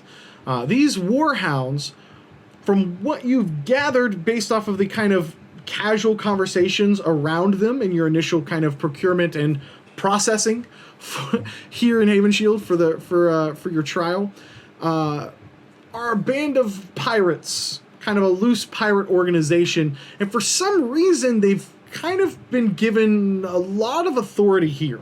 You notice all of them as you kind of are walking past. Some of them are filled here in the halls, where you would expect some form of maybe a standing army or some form of uniform or some kind of insignia or markings of Haven Shield and its people, some form of controlling force. These are more Warhounds. And you turn the corner, more Warhounds. They are made up of just a collection and gaggle of different species, from Yosoki to Android to even a few orcs that you've seen, to a few large sort of bull-like looking people named Noir, to Strix and all sorts of different species. And it's just, none of them are dressed in a way that would signify some sort of organization. Your processing moves rather quickly, and your gear is soon returned to you. However, the initial credits that were seized by you or from you are not returned. And you guys are left here stationed on Haven Shield, completely flat broke, along with an assessment that the Rogue Infinity has now been given over to the Warhounds as part of your payment for the cost of your trial, if such a thing could be even kind of remotely fair. All right, guys. So, I think we need to get our ship back, right? This is assuming we've been kicked out now of the processing facility, and we're back on the. You have not. You're still kind of you're going through all of this at the moment. Shoot! I don't say that. They're having you guys fill out some additional paperwork, but yes, this is basically being told to you by one of Judge Giver's kind of little warhounds that he's assigned to your case, and by giving your gear back, they're basically just throwing them down at you. I put on my Spec Ops armor. Captain, we have to get you to a medical facility straight away. The poison could still be doing damage to your system. We don't know exactly what. Yeah. I know. I just, I'd really want our ship back. It's a bit important. I don't want to be stuck here, especially because we're broke. Can't really get medical assistance if we don't have any money. Luna, would you explain to the captain that getting his ship back won't help if his internal organs have all atrophied because of the poison that is currently running through his system? The probability of you surviving this is quite low, unless you seek medical attention. We don't have any money. We do, though, because we got all our stuff back, right? Just not the money. Not our money. Yeah, but we could sell. Yeah. We gotta sell our stuff. This is a really low point we're in right now, guys. We're gonna make it through it. All right, we can do it. We're gonna be back out in space with our ship. We're gonna be the Rogue Infinity again. I don't know where Skrisk went, but I can build you a tiny robot. Ooh. That does what? Oh, it can heal you. Oh, that'd be great. Are you saying my administrations are insufficient? No, but we don't need the ship's pod if I build a tiny robot. You just said I should go see a doctor, and then he said I can make a tiny robot doctor. Medical facility. I am a doctor. Thank you very much. I look after the health of the crew. Thank you very much. Not some automated robotic construct. You need to get to a med lab, and I'm sure that we could find one that has a reasonable price. It won't take very long, just probably a fortnight's worth of rest. But reasonable price doesn't mean nothing. We have nothing. We have these two. So, for the time being, because right now I think I'm seeing images in my hands, give me the tiny robot. E0M10N0. Can you please just do it anyway? And she'll stand in front of the doctor with her knives out, as she normally does whenever they have a disagreement, because she doesn't know how these things are handled. Hey, put the knives away. You're not going to knife the doctor. I don't think that would I'm be joking. wise. See, I'm smiling, and you see her cheeks turn up as she's just creepily holding these two knives. Put the knives away. Stop. Okay, and she puts one away. Put the other one away. I look over at the doctor and I just say, "It's okay. I do trust in your abilities. Luna projected that I might die soon, so I don't want to do that." It is highly likely. I could run the numbers by you if you'd like. Yeah, go ahead, run the numbers again. It's almost 100%. 100%, great. But it's but that's exactly 100% if you don't seek medical attention in the next hour or two. Doc, you can have the robot aid you. That'd be great. I would feel much safer with you tending to my face wounds, Dr. Calray. 2 robots are better than 1. I am not a robot, thank you very much. I am human. I just have to... It's complicated. All right, make your robot. You're a robot. Right, let's get out of here first, Captain, though. This is no place to perform any kind of surgery. Yeah, okay, do it. Go. Finishing up with your processing, and you see one of the humans that one of the warhounds that kind of had accompanied Judge Givers out into the arena to basically shack you up. Jesus Christ. To shack you up, baby. So have you checked out the Patreon? Do I make you horny, baby? Do I? Where you can shack yourself up. Yeah, baby. I might be dating myself with that. Yeah. See, Jacob, there was a movie called no one else Austin will. Powers. And it came out probably What was it called? about 6. I don't think I was alive then. I don't think it was good. I gotta see one of the humans come over that had accompanied Judge Givers, and he comes up with his data pad, and he kind of scans it a few times, and he holds it up to you, and you see him kind of swipe over, and each of you on your own personal computers look down to see a personal invitation to meet with King Corvallis. King Corvallis would like to see you. Why? Doesn't matter. But I assure you that he's quite pleased with your performance today, and he has a few questions about some of your travels and journeys. Please don't let the Bloodcourt incident with that sniveling little worm give you any trepidation. Of course not. You guys look over, and this human has a few really interesting features about him that kind of almost shocking when you look at him, because every bit of his hair, including his eyebrows, have been shaved off, and they appear, because they're kind of like still white and still they haven't kind of like tanned very much, you can tell that it's pretty recent. And he kind of has a relatively dark skin, so he can, like, you can see kind of like the really bright white skin underneath that hasn't seen sun in a long time. His eyebrows kind of have these big white patches under it, but most importantly, around his neck you see several different holes where it looks like some form of augment has been taken out recently, kind of like here, kind of going down into his chest. And he doesn't have any like mechanical parts on him any longer. There is the directions. Will you be so kind as to join us at the palace? Yeah, of course. And I look towards everybody, and I'm just like kind of giving a look of like, are we cool with this? Luna doesn't had a whisper. No. Telling by the surrounding area here, as well as the demeanor in which this thing is making, maybe we should reconsider, because it's not good. It does not look good. It's a good audience, though. It's powerful people that want to talk to us. It could possibly get our ship back. I'm Yeah. not giving up my weapons when we go. Of course you will. And he turns and he departs. Captain, I think everything will be fine. Yeah, I think so too. What do you think that? I'm winking. Oh,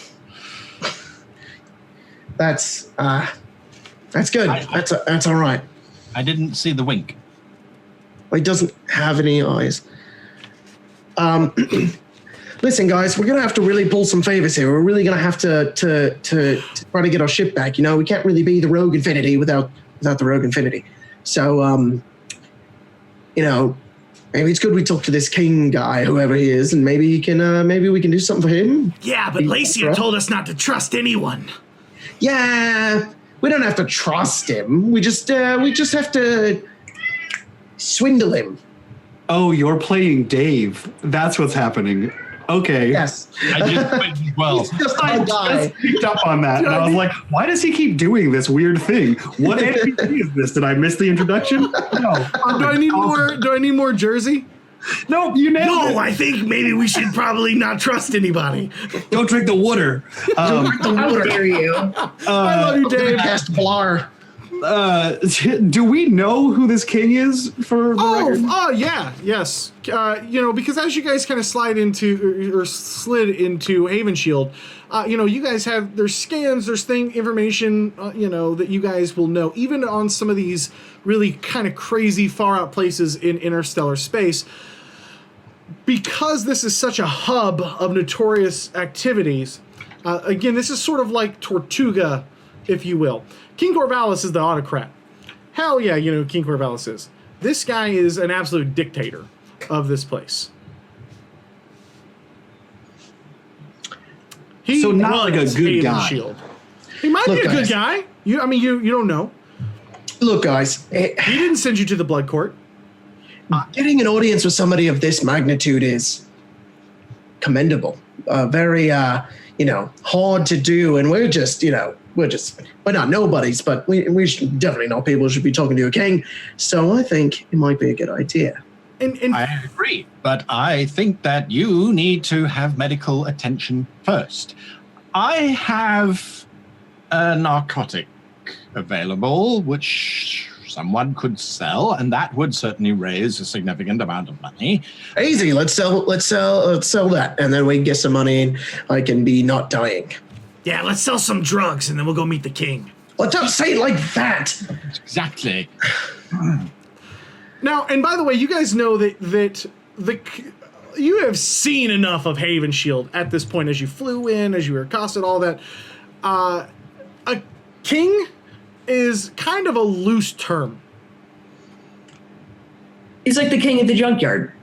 Yeah, it's He's like a loose. king. It's a loose term. Pin. Mm-hmm.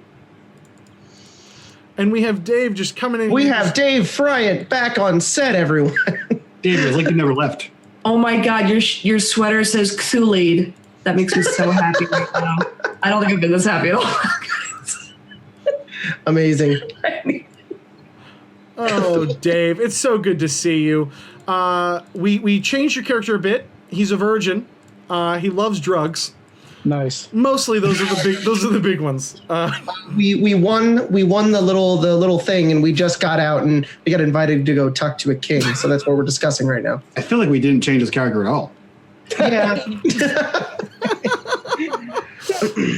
Yeah. So I hope you left the part where he's bisexual. yeah. Okay. Yeah. So Bisexual. he's a drug dealing bisexual virgin. He I doesn't can well sleep imagine with anybody. that. Just really wants to. Pretty much anyone at this point. Yeah, I can well imagine he's bisexual. You have to buy it every time he wants sex. Wow. Bam. Old joke. Guy crushing it. I don't like how you worded that. Have you met his character? He would have to pay for it. Have you smelt him? You guys have finished processing at this point. So you have a couple of things you could, there are a couple of pressing items that you guys could consider following up on. Obviously, there is the immediate medical attention with some permanent damage that was dealt in the Bloodcourt that needs to be addressed somehow. In addition to that, you have a mysterious benefactor whom you have not met. Might or might not be connected. It's pretty obvious because Lacey had told you to meet up with a beetle that you guys would kind of your characters would pick up maybe a little bit of a connection there. Maybe not. Might be a trap because there were no further instructions on that note. Yeah, Domino hasn't told anyone that yet. Oh, well, then Domino, then you know that. And then, of course, you guys have been invited to meet with King Corvallis. You have a private audience with him, as he would like to ask you guys a few questions. So, All right. as you have finished processing and you find yourselves basically pushed out of the arena, people are pouring out, talking about amazing stories of how they can't believe that mountain eel just ripped that guy in half and it swallowed his wife. They're just like, oh my gosh, like just talking about this. A few of them kind of recognize you and come up and kind of give you big pats on the back. That was amazing. I can't believe that. That was so incredible. And so you guys have a few of those things going at the moment. Cool. But where would you like to do as you pour out into the streets of the blood? All right, guys. I still need medical attention, and we have no money. So maybe I could try to swindle a deal with the doctor. Maybe we could sell some drugs. Let's see what we can do. Yeah, there you go. Don't hold that out in the open, doctor. Great. Captain, Oh, yeah.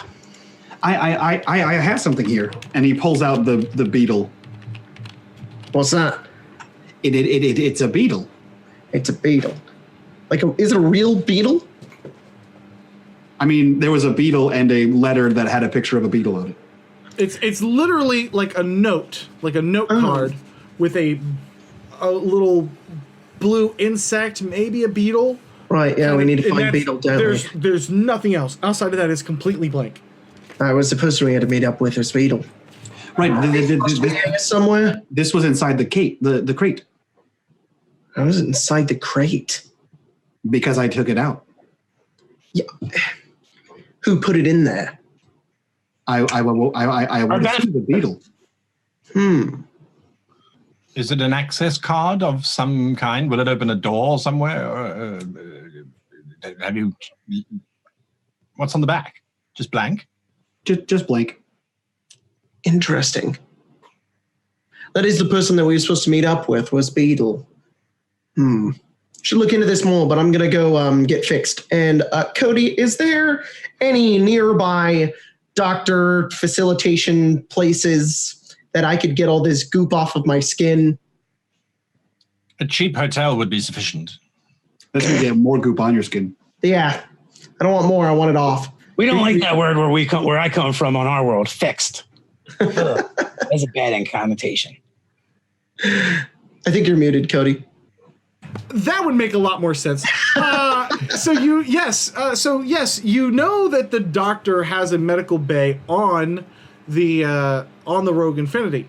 Oh, great, cool. However, can't get to the Rogue Infinity. Also, you don't have any credits to pay anybody to help you with your wounds. And when they dismissed you from the Bloodcourt, they didn't care. They just basically threw you out. Hey, team. Maybe we can borrow some credits from Mario Sack. Mario Sack is a whole other system away. Can't get to him. Otherwise, he's a notable benefactor. I would love to get in contact with him, though. Oh, Snicked. Take these and sell them. You should be able to get. All right, I'll take the narcotics. 1,500 credits for them, perhaps. Just don't say where you got them from. That's all. Yeah, why would I write you out like that? All right, I'll try to do this.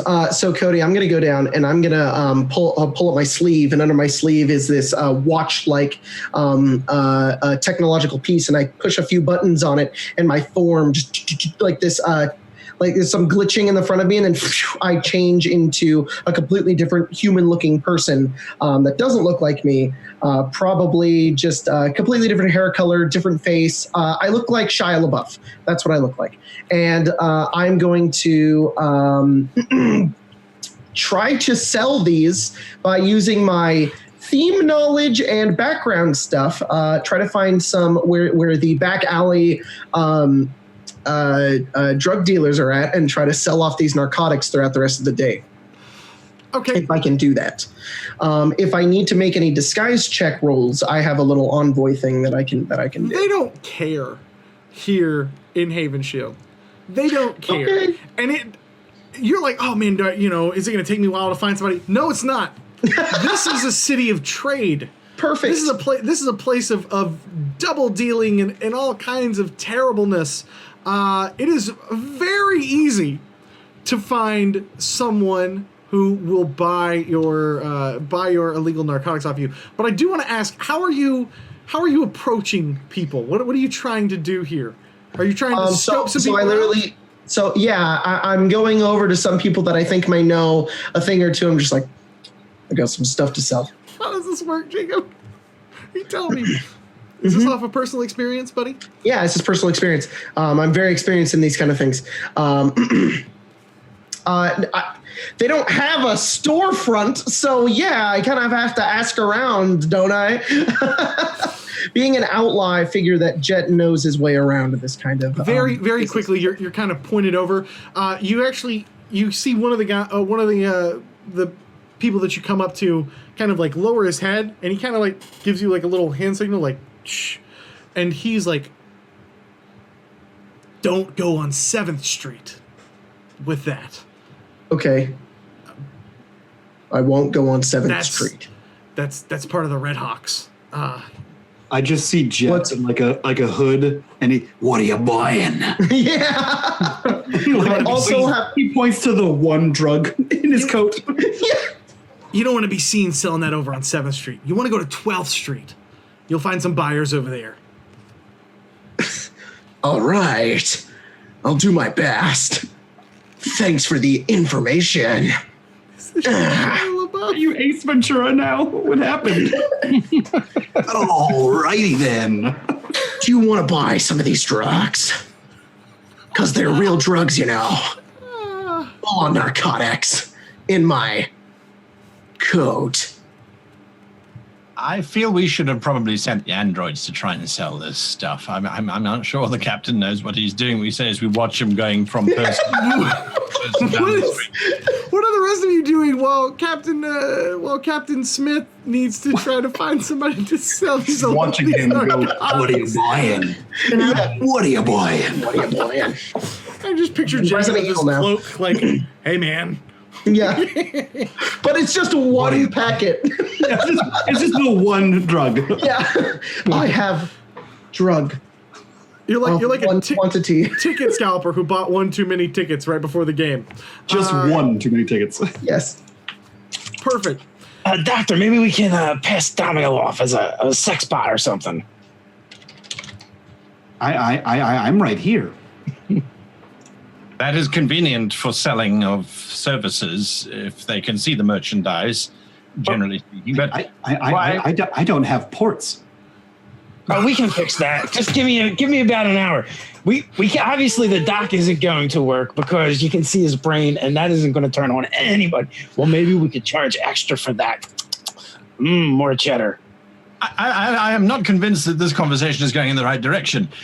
We don't need to. Once he sells that, you don't understand. That is medical grade. Drug. Well, I was trying to think of a All right, guys, I got some information. I found out that we shouldn't go to 7th Street because if we do, there might be some guys. Might be kind of bad. Captain, I think the poison's got to your brain, Captain. is there something wrong with your voice? I have a voice modulator. It's a thing that can change my voice. I had it installed a few months ago. Maybe you should into your mouth? uninstall it. Yeah, I hate when he does it. It's so freaking creepy. Yeah. All right, I'm gonna go try to sneak around, and I'm gonna go back, and I'm gonna continue searching for people to buy narcotics. Yes. Yes. When you go to 12th Street, sold. Cool. How much? Yeah. You want these drugs? Because they're full-on medical-grade drugs. Guy, how much? What was the original valuation, guy? 1,500 credits. Okay, so I will give me a fucking diplomacy check to try to see how much you get from this. Diplomacy, cool. Can I try to tell this guy how great these drugs are and like try to point and just bluff the shit out of it and just sit here and be like, no, look, these drugs, they get you fucked up really well, all right? Okay, it's the best stuff you've ever seen. And you better have a dummy thick price for it. Is he Macho Man Randy Savage now? What's happening to your voice? Ace Macho Man Ventura. Can I use bluff is what I'm asking. Yeah. This needs to be stopped. Can I hack his voice modulator? 35. I'm gonna give him a +5 to this. Somebody in chat did the one man, one desire. Guy. Stop, dummy thick. Shaking my head, dummy thick, savage. Yes! You convince him, and you're going to get almost full valuation from this. Jacob, you are going to get 89% of the original valuation. Sweet! If you can work that out. 89% of the original price? What's the original price? 1,500 credits. It's like 5 credits. Yep, you get 5 credits Can you back. convert it to yards for me? That's my mind works a little better that way. If we can convert it to yards to feet. Maybe you can ask your mommy. Okay, well, I don't know how we do in America here, so... Every week, same time, same channel, Oasis. In a matter of moments, you have your credits. They are transferred over to you on a untraceable credit. 89% of 1,025. He's in 890. It's 912. 1,500. 1,500. Oh, 1,500. Sweet. Now I'm doing it just to double check him. I already have it. You done? All right, 1335. There you go. Cool. No one can hear you do math. I will come back and I'll be like, I got the money. I can now go fix my face. I'm gonna go do that. I totally hack his voice modulator. Okay, guys. I'm gonna go. What did you do? You son of a bitch. That's a 27. He now sounds like a sexy lady, whatever that you think that sounds like, Jacob. This is devolving. He was just doing it. That was it. That was it. Yeah, there we go. This is devolving. Welcome to Saber Dice, guys. If you guys haven't checked this out before, I fucking hope you're up for it. So, then you guys, you're gonna find the cheapest hotel. Yeah, you're gonna find you can find a med bay, or a hotel if you want. It's gonna take you probably it's gonna take you a lot of rest. It's gonna take you a lot of rest. It's gonna cost you 4,000 credits to rent a med bay here, long enough to heal up each of the constitution points to help them kind of basically go in with nanites and regenerate and rebuild some of your initial bone structure. How much was that again? Sorry. 4,000. 4,000. It's going to take you a day per constitution point of rest. Okay. Now, Sander, you hear this pricing and you're thinking this is outrageous. There's no way. Yeah, and I could do that. I could do that in half the time at a fraction of that cost. Captain, let's rather just get a hotel room. We're in an unknown battleground here, and we don't need to waste money on this sort of thing. Simple hotel room, 8 hours of rest, and I assure you, you will be fine. With the help of Domino's construction, I'm sure we will get you shipshape and ready to meet.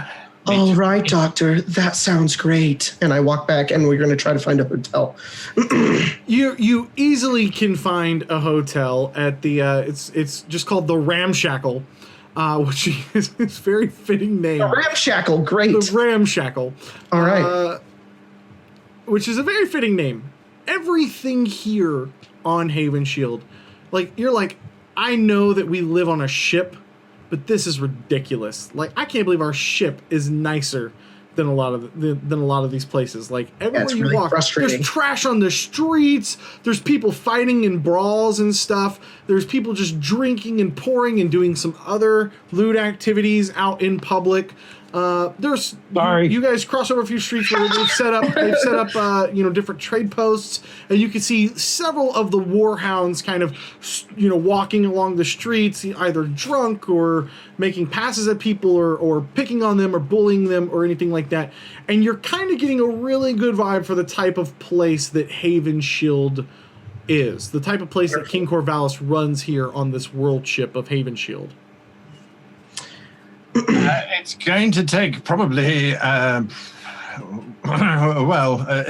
will take several hours to fully to restore you. It's all right. I trust you. What is that's the voice you're going with? I don't know. I think Snicked did something to my voice modulator. This is very...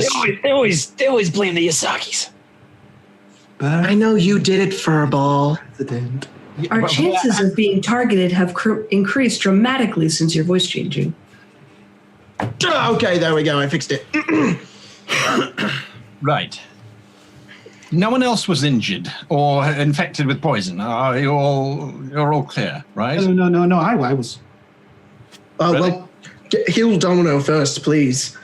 He needs it more than I do. You will need a med bay for that, Asander.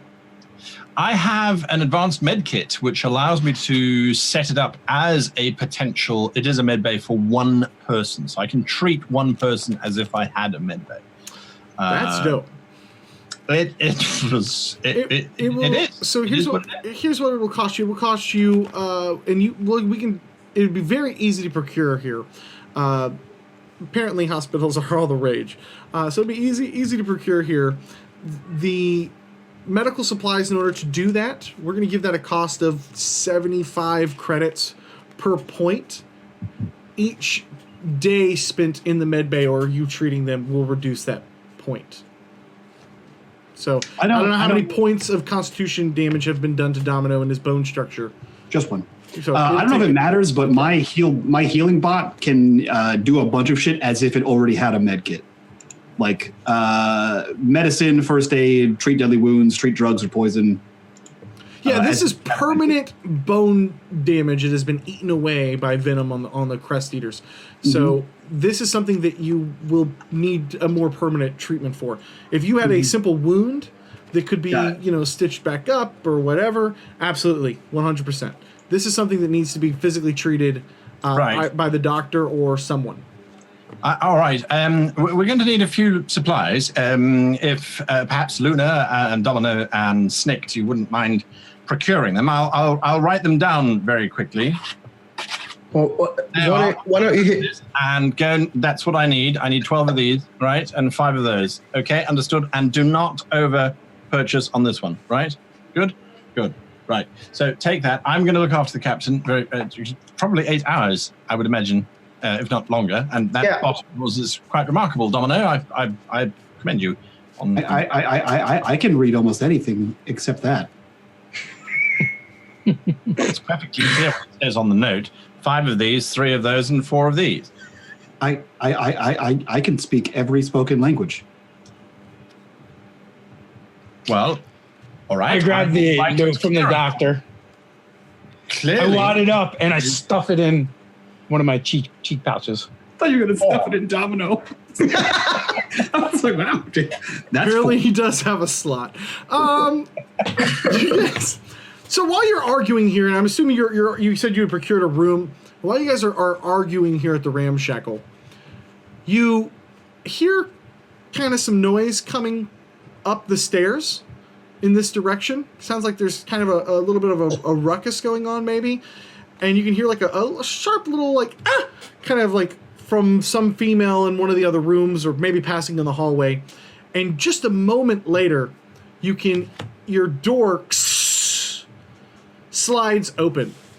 In steps a very large bull-like humanoid that is towering 8 feet tall. He has very short pointed horns. He has a few places on his face with his white and kind of light gray fur that have kind of, you could tell, have been nicked in the past, and the fur has actually kind of grown back on his face. And he is carrying a very, very large sack in his hand.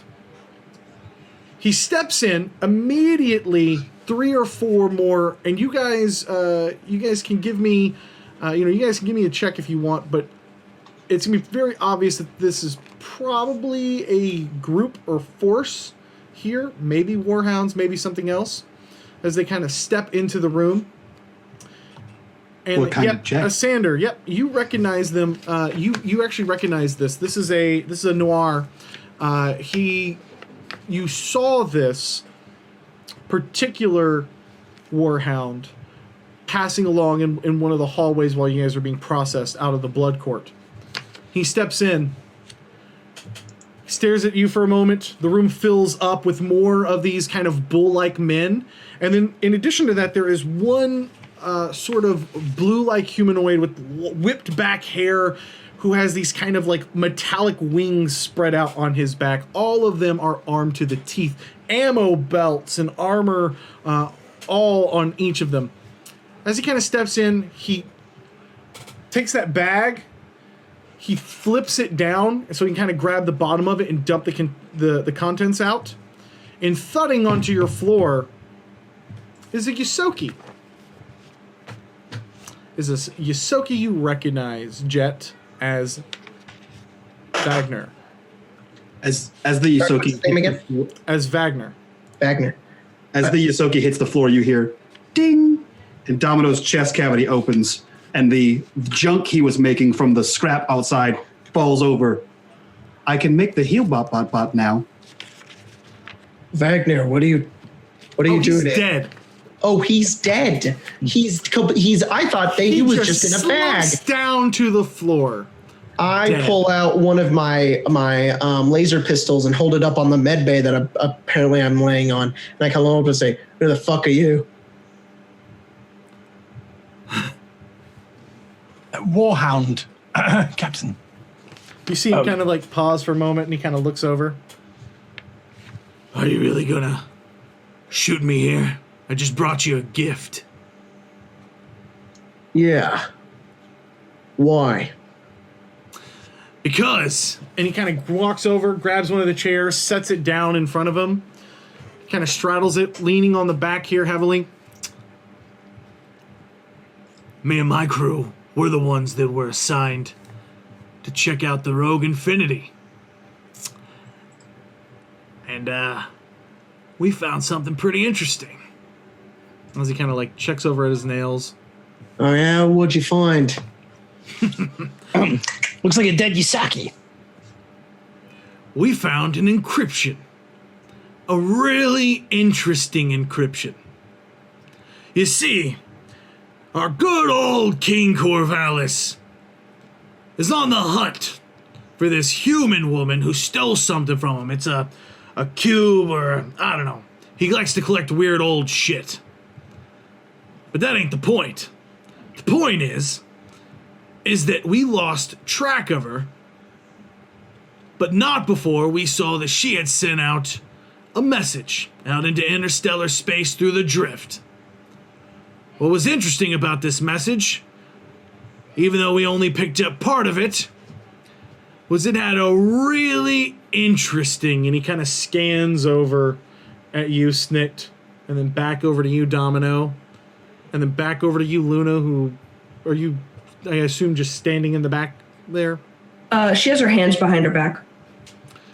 Really interesting encryption code. Code we ain't seen before. And here we are on your ship, and what do we find built into your systems? The exact same encryption. So you are the ones that Lacia reached out to. You know where Lacia is? I sure don't. But you know We where haven't she... had a chance to check our messages yet. We've been a little busy, if you haven't noticed. Well, considering this message was sent over 2.5 weeks ago, and it looks like somebody has recently scrubbed part of your hard drives, I'm assuming you did get this message. Which is good news for you. And terrible news for you. You see, Lacia stole something from King Corvallis, and he ain't exactly the forgiving type. And if you're the one she reached out to, well, you can see the hammer might not fall in a place that's terribly fair. If King Corvallis was to, discover that this encryption code was found on your ship. Oh, frack. Are you going to blackmail us? You're blackmailing us. I hate this world. I like to think of it as forming a new partnership. You want to join us? No. The Goreborn aren't interested in joining any ragtag little, whatever you call yourself, crew. But that doesn't mean that we can't be of help to each other.